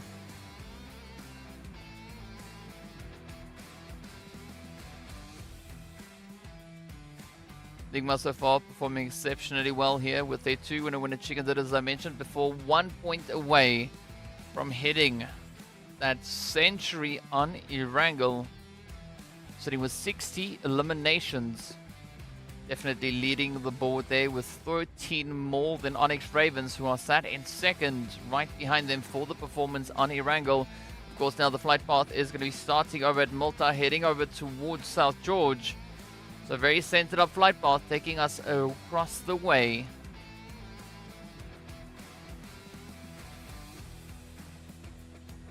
Now the team's just going to be looking to get themselves situated and positioned, looking to drop down. But of course, we're also waiting in anticipation for that flight path to be revealed.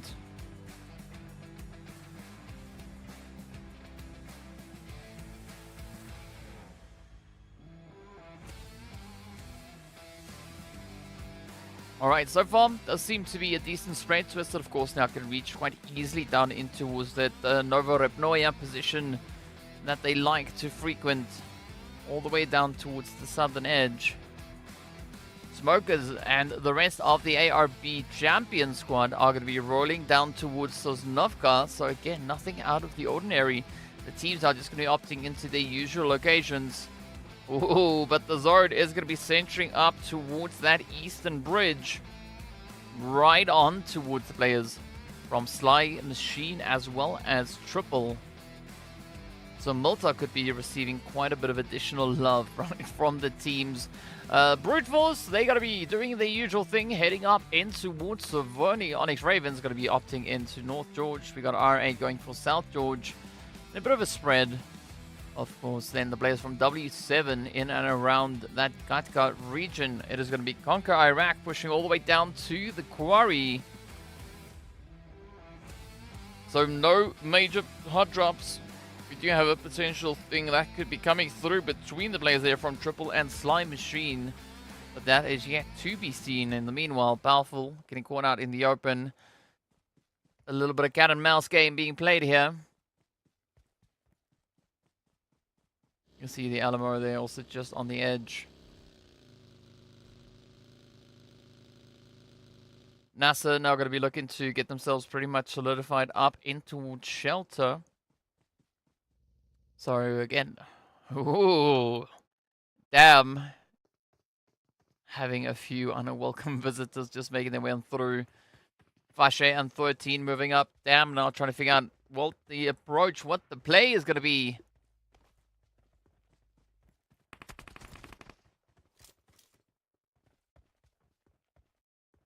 Nice bit of a position there from Bandar as well.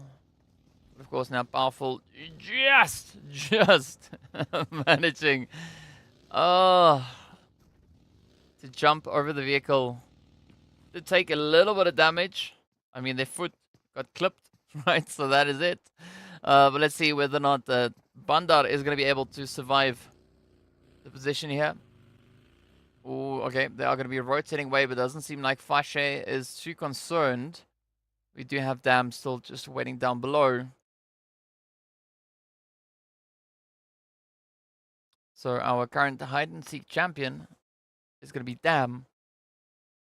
They've been able to hold on to this position without being discovered, without having to stress all too much.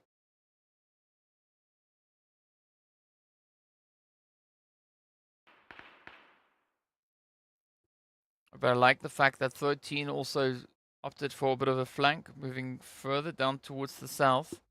We're going to get good coverage onto the side here of triple. So Bandar now needs to be a little bit more cautious. I mean, same could be said for Emad. Oh, but here we go. Sly now getting a little bit cheeky as they look to push in. Is going to be Fashe hitting the shots up in towards Bandar. Attacker now swapping over. There we go. Oh, Emad bringing in a little bit of a defensive angle here. Steezy now going to be looking for the clap.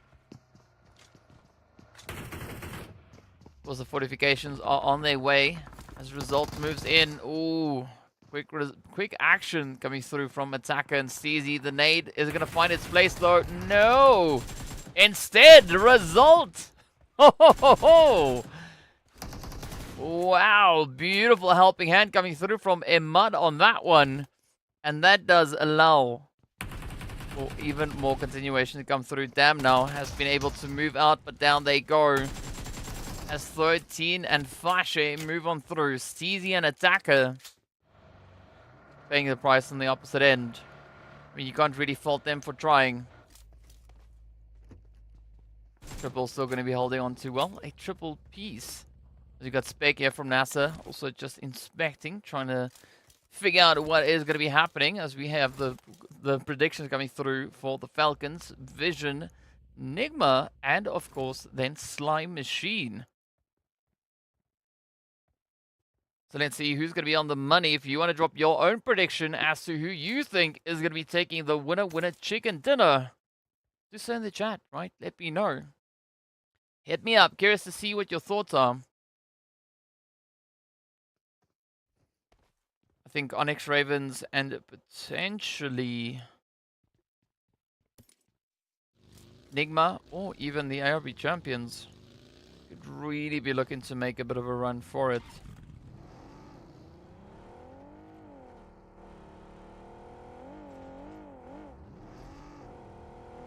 ONYX Ravens now still all the way up into North George. Slime Machine though, as you can see right here in center zone. Down to a 2-piece, so that is going to hamper their overall performance. But they've already been able to secure themselves 2 winner chicken dinners on Erangel so far. Pretty much on par with NIGMA and the ONYX Ravens as well as Quest. But as we know, Quest, well, they've already concluded all their matches for the day. But the opportunity is also there for RTG to pick up their potential second winner chicken dinner. Is going to take a lot of focus and determination, but as we know, all 20 teams being very well and capable of that.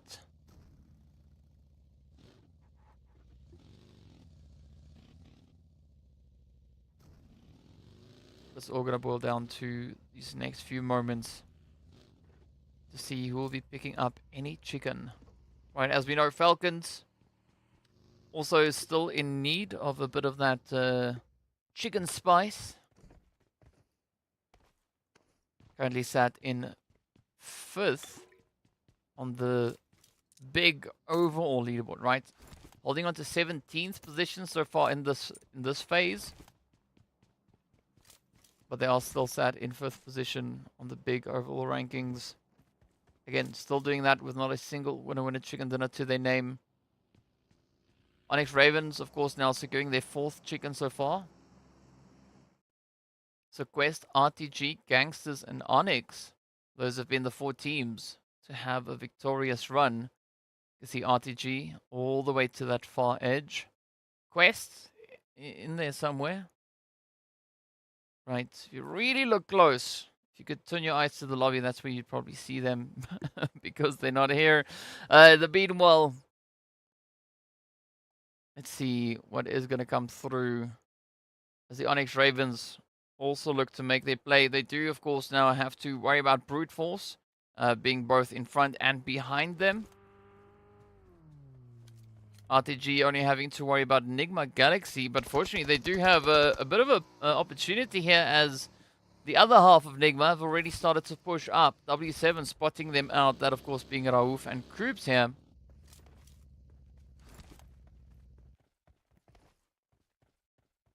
W7 well secured within the zone. Could look to play a bit of a gatekeep onto the side here of NIGMA. Speaking about gatekeep, it is going to be Twisted now. Pushing along the coastline, pushing along that shoreline, looking for a little bit of sand in the engines. Here's Dami. Gets taken on down Mud quickly now, trying to hop into the vehicle. Just now down to a 3-piece as Dami has been confirmed. But Crypto, AZ, and Evo Station now just continuing down to that far southern point. Triple now having a pretty tough time out on the beach. Yeah, result in trouble. Mud goes down. Oh, there we go. Triple, our first team. Back towards that lobby. Now, NASR still going to be looking to capitalize a little bit. Good, decent spread that they've got to work with there. I mean, Conqueror Iraq also could potentially be quite a bit of a formidable force to work with as they do have that 2-2 split. Decent compounds trying to utilize. I mean, Conqueror Iraq so far having a pretty tough day. Only 2 points that they've been able to secure. But is that going to be a limiting factor to them? We don't know quite just yet. ARB also then sitting with a grand total of 11 points.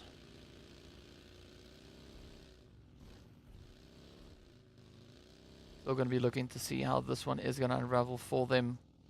RTG though, they've been having a phenomenal run. 38 points. 5 points shy of their performance coming through from the previous phase.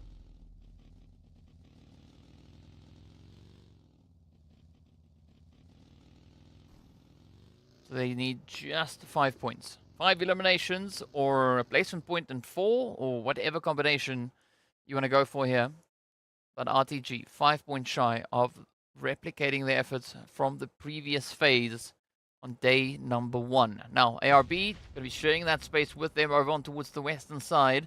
W7 and NIGMA also could be looking to apply quite a bit of pressure. But as we can see with that zone shift, the entire eastern half of zone is open for the taking.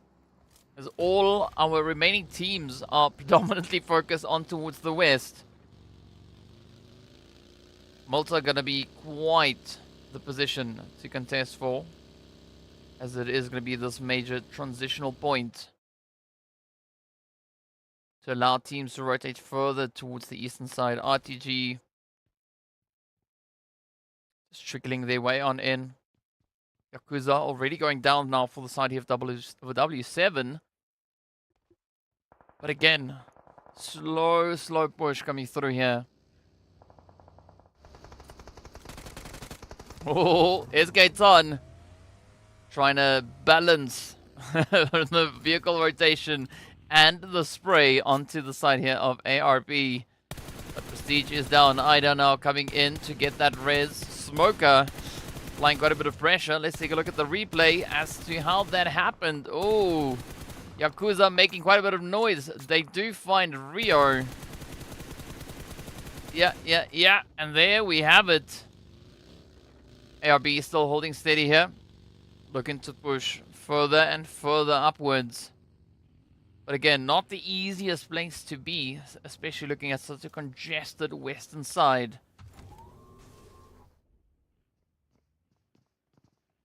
NIGMA though having control of the compound here. They've got the numbers. Oh, beautiful nade on the money. Freak locks it in. And that is Sly Machine getting swept under the rug.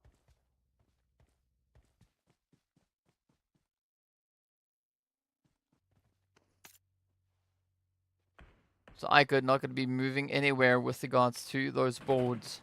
I mean, the average performance when it comes to Erangel for IKURD, definitely not bad. Sitting with a grand total of 48 points, 27 elims, 21 placement points. Again, right there in middle, right in the midsection out of all the teams. Meanwhile, there's going to be KR now going to be opting for a bit of a push.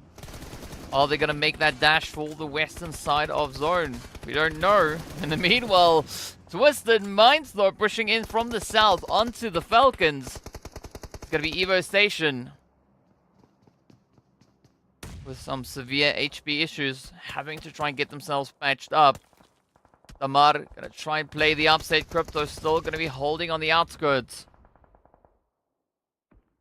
So still an opportunity at hand. Ooh, but that molly upset for Evo Station. Yep, having to now really mend the whole thing up. Now, up comes Bandar. Playing a very important position here for Falcons. Easy, effortless knock coming in there. But of course, still having to deal with Evo Station. Again, continuing on with the barrage. The utility continuing to rain on down. Crypto now going to be hopping in that vehicle, trying to make a play. As you can hear the Falcons already getting right down to business. That health ball's not looking all too great. Meanwhile, it's going to be the end of the road for KR. This is now opting for the push. Falcons heavily defending this position. Oh, bit of a spray there from Koops. Oh, more than a bit of a spray. Damar tried to send the molly out, but instead they will fall to it. Up comes Crypto.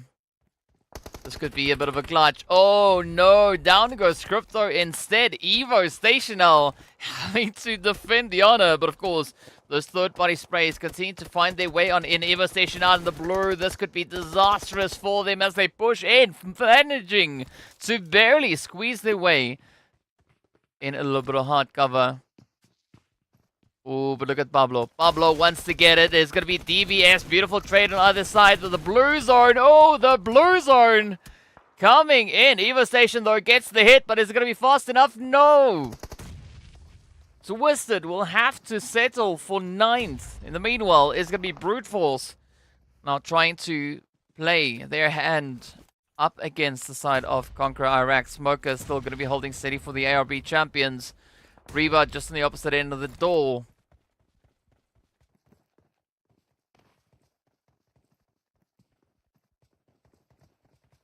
Things are now starting to quiet down, at least towards this northern front, as Brute Force are weighing up their options. They still have a full squad available.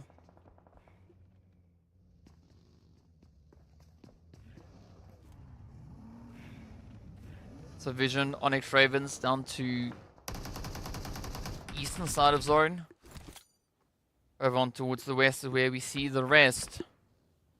NIGMA also now going to be trying to make their play, pushing it on that southern side. But look at this though, the ARB champions. Smoker looking to play a little bit of advantage here. Ooh, nice spray there from Ado onto Crazy.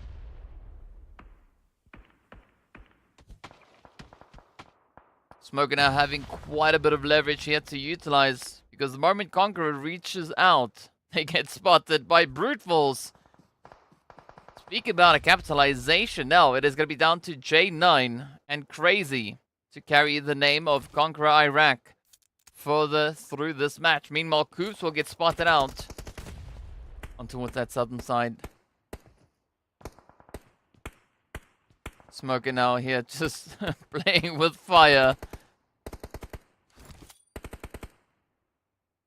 As you can see, Brute Force now just slowly aiming down towards the side there of Starch. Oh, but it's in. Smoker gets closed up. Down they go. Yeah, you couldn't play that position for much longer. Meanwhile, NIGMA getting themselves all back on their feet. Now going to be looking to apply that pressure onto the side of Vision. But fortunately for Vision, they do hold a 2-2 split. Tapok now does find Saleh out in the open. Again, nice bit of a trade-off going in both directions here. NIGMA prepping themselves for the push. Oh, great smoke road. Up comes Freak. Raouf now getting ready for the breach. Wes on the defensive downstairs. There's going to be Saif. Up top. Yeah, Wes now having to backpedal ever so slightly, but the spray is there. The defensive angle still being held by Vision. Woo! Lighting it up. That is NIGMA right out of there.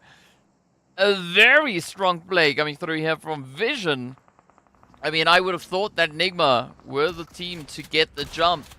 But instead, well, we were all wrong. Meanwhile, Brute Force now slowly picking up a few more of the ONYX Ravens. It is going to be CONQUEROR and NASR on the edge.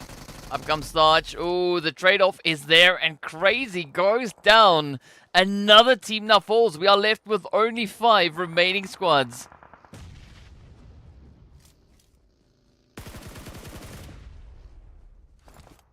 ONYX Ravens, the only team yet to score those eliminations alongside R8. Let's see whether R8 can get the job done. They found a few of the knocks. Oh, down goes the SK Ton though. Ida Ragnarok now being put in a very difficult position because they are trying to focus down onto NASR, but they also got to watch out for Ado there from Brute Force. And up comes the utility. Ida getting met with a bit of that damage. Oh. It's looking scary. Ragnarok. Waiting patiently, waiting diligently. Not going to be looking to move just yet. Prestige, though, is going to be holding on for R8. Securing the edge of zone positioning here. NASR looking to bounce up. Sitting with those 8 eliminations. Definitely leading the charge with regards to the aggression. Brute Force are doing a little bit of a dance here with the ONYX Ravens. Down they go. Ooh, Prepot with a beautiful molly. Does find them, and off they are. 8 elims now also getting locked in for the side of the Broody Fruities. Brute Force still essentially have all 4 players up. You can see Prepot now bringing Mur back into contention here. So it could be still quite a bit of a position here for Brute Force now to try and utilize. They've got numbers. Oh, but you got to watch out. Ragnarok has got angles though. They're still left with 3 squads. 4 players in. Brute Force, Vision, R8, and of course NASR coming through with a 3-piece. It does seem due to all the carnage now erupting on the screen. NASR actually are presented with a beautiful opportunity to get themselves positioned. They are going to be inching onto that western side. Vision now focusing all the efforts onto Brute Force.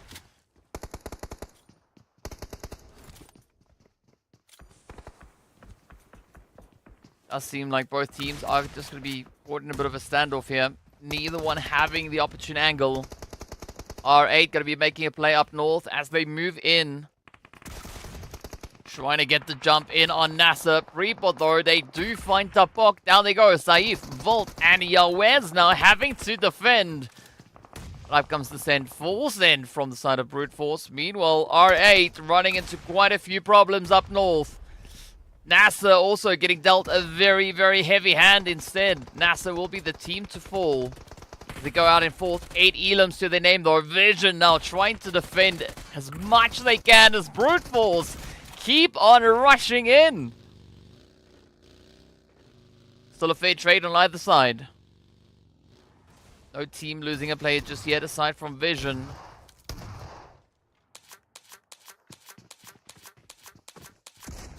Oh, beautiful hit. EBS to the side. Being delivered into the ribcage. Prepot also taking a little bit of damage. The jump shot could come in clutch as Prepot now gets a little bit too comfortable at that window. I love the persistency coming through from Vision and Brute Force here. Both teams so relentless in their efforts. Contesting every potential angle they can. Prepot now just waiting on the opposite end. Meanwhile, R8, they've come creeping on forward as the fight comes to, the center edge. Prepot is down. Ado holding steady. Ooh, the nade. This gets on not managing to find the exact position just yet. But our final few teams now left to fight it out. And of course, it has predominantly shifted down into the compound. We still have Neos all the way up north, but as you can see, Ida focusing their efforts in that direction does get it secured. That is Brute Force out. Vision now down to their final hope as Yawez. Oh, it's going to get tested. The rush is going to come through. R8 making the run for the winner chicken dinner. Full squad Molly out. That is it. R8 reigns supreme as they get themselves the victory. The winner chicken dinner. R8 beautifully executing their strategy. Of course, ensuring that they will have also quite an amazing run for the day. With that, of course, well, it does add up to the points. R8 definitely going to be our strongest team with regards to their overall points acquired here today. So, well, placement points, right? So amazing performance coming through for the side there of R8. Brute Force also a very, very strong finish, trying to defend it as best they could. Vision, yeah, you know, it's tough. It's tough. If you get encircled like that, Yahweh's still trying to make at least something happen as we saw them moving out onto the balcony. But if the molly is there, the flames are there, there's not much else that you can do. So what an exciting Erangel it was. And what a way to close off our first day right here in phase number 2. Of course, we are going to be taking a look to see exactly how this match then of course, impacted our overall standings. We're also going to be looking to see where the teams find themselves, how many points they were able to secure in this match itself, as well as looking to our MVPs of the day, right? Any prediction as to who you think it could be? Let me know in the chat. Curious to see what your answers are on that. But in the meanwhile, just going to be waiting for those results to appear on the screen. But you got to commend the performance coming through. Brute Force hitting it up with those double-digit eliminations. A really healthy dose of action coming through. So, yeah, that was the kind of Brute Force performance that we've been waiting for. Because it feels like they were having quite a bit of difficulty in that first phase. Things really not working out all too great for them. As I mentioned, they ended in 17th or 18th position. So definitely not ideal. But having a start like this, having a play like this, definitely is going to result in a great push coming through for them with regards to not only this phase, but also the running leaderboard, right? The main big one that we are going to be looking at. Speaking about leaderboards, it is match ranking time. As you can see, R8, though, going to be walking away with 16 points. Brute Force coming through with a glorious 15-pointer. I think it's going to be a very happy day in the Brute Force camp. In the meanwhile, as we look on, it is then also 12 going over to the side there of NASR. Vision picking up 13. And we've got Twisted sitting on 3. ONYX Ravens, all their points coming through from placement. That's it. They did not find a single elimination in this past match. Well, that is very, very surprising. Of course, KR then also going to be the only team to get sent back without a single point. So, you know, one vacant seat coming through, or getting occupied rather, there by KR-E-SPORTS in our lovely donut shop. IKURD also then picking up at least that 1 point. But a very, very tough game. You got to commit Smoker though. A big brain position to be holding on. A little bit of a wobble, but did find its way onto Tiger. I mean, that was quite surprising, seeing that it rebounded off the edge. But what a play though. Of course, this last few moments coming through. Just so exciting to see as the teams move up with so much confidence. But Brute Force, this is the Brute Force that we wanted to see all this time. So really happy for the squad, right? But we got to see more of that. I mean, great way to close off the first day, but now they've set the standard, right? They've reminded us of their capabilities. So we want to see, moving into day number 2, want to see more of this Brute Force flavor. Oh, but some really strong plays coming through from R8 here as well, right? R8, Vision, Brute Force fighting for that winner chicken dinner. And quite a bit of hard work has been brought out onto the battlefield. As you can see here, Wes, oh, trying to give themselves up to the blue. But unfortunately, that Molly beat them to the punch. 2,500 square damage coming through from the side here of Vision. Very, very impressive to see. NASR, Brute Force also very heavy hands. 2,100, 2,400 damage. Looking pretty hot and toasty.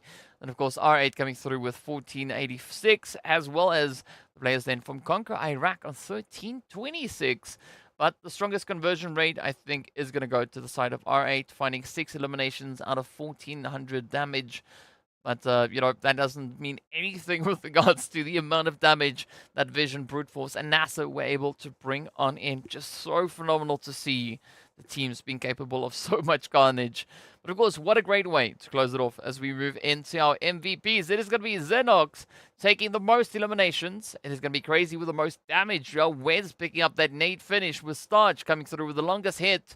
And then, of course, Saad hitting a 12-kilometer distance traveled in the past match. So, again, some very impressive figures being shown here. As you can see, the players working quite hard to earn their positions, to earn their points on the board. Well, and as I can say, right, there's nothing you can really fault with that.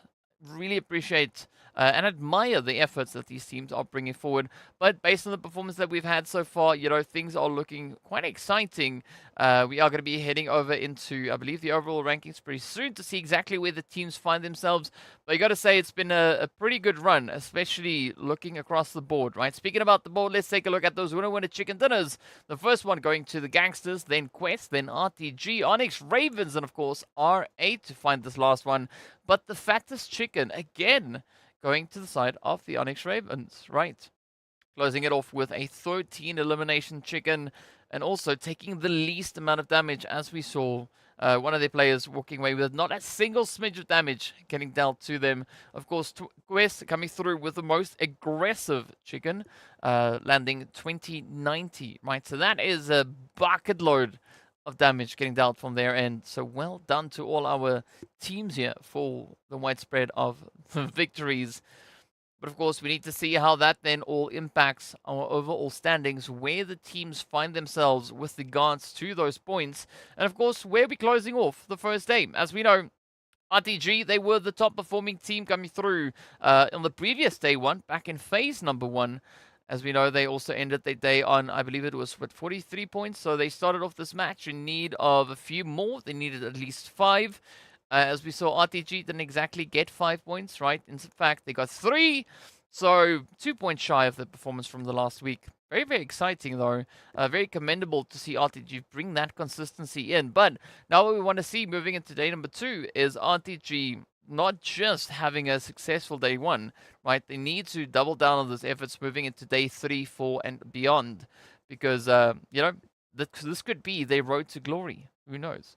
But yes, we are just waiting for that overall leaderboard to come on through so we can see exactly where the teams find themselves. But the most impressive play that I think that we had so far was definitely going to be Brute Force today. Great to see that happen for them. Also going to commend the side of NEXT-X.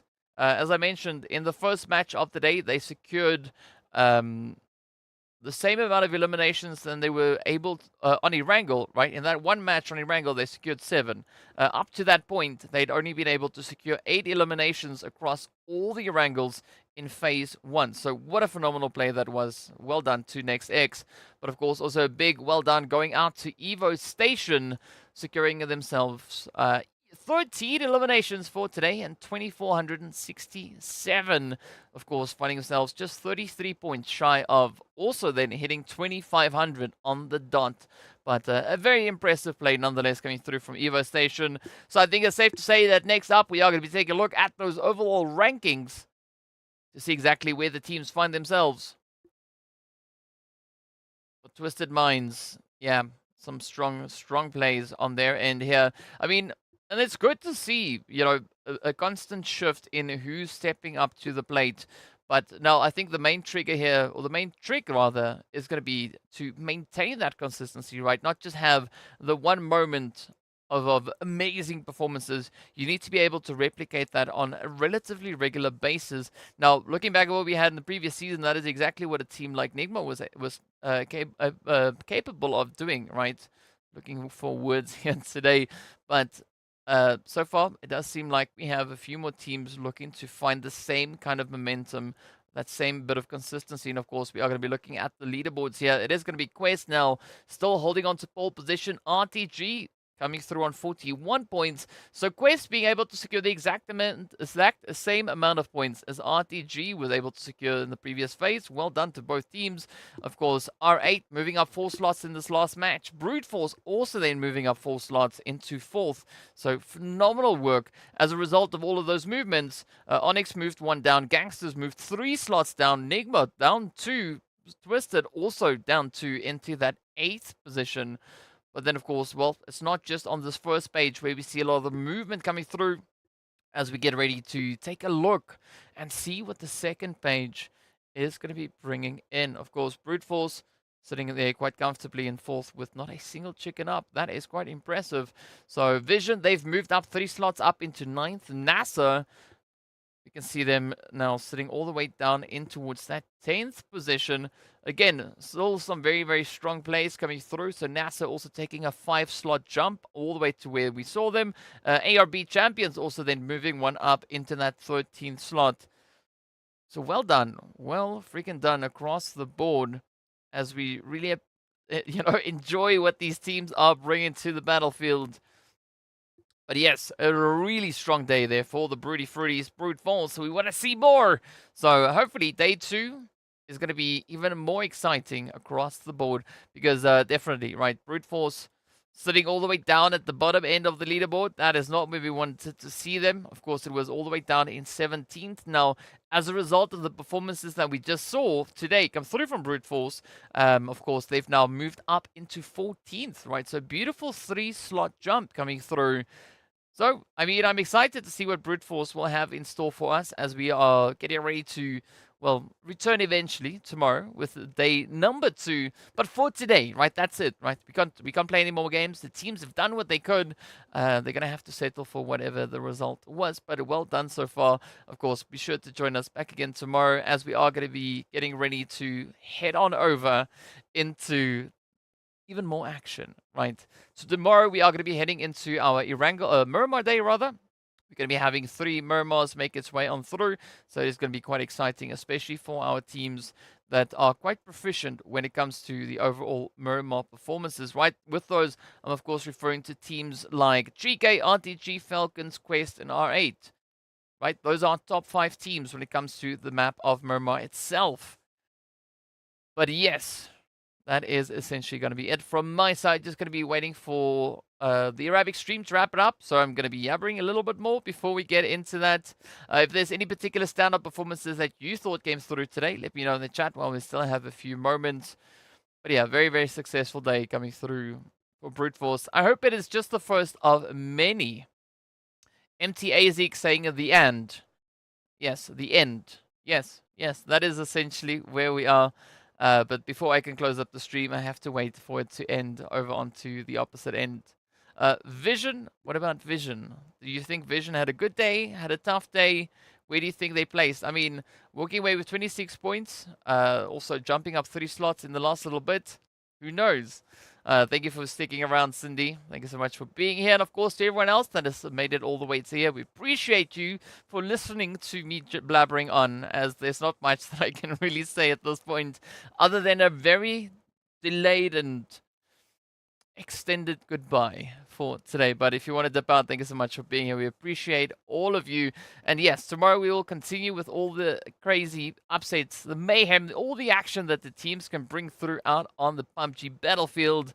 So until then, from my side, I think, well, stay fresh, stay frosty, and we look to see you all back again. But until then, you know where to find us. We are going to be closing it off. We're going to be heading out.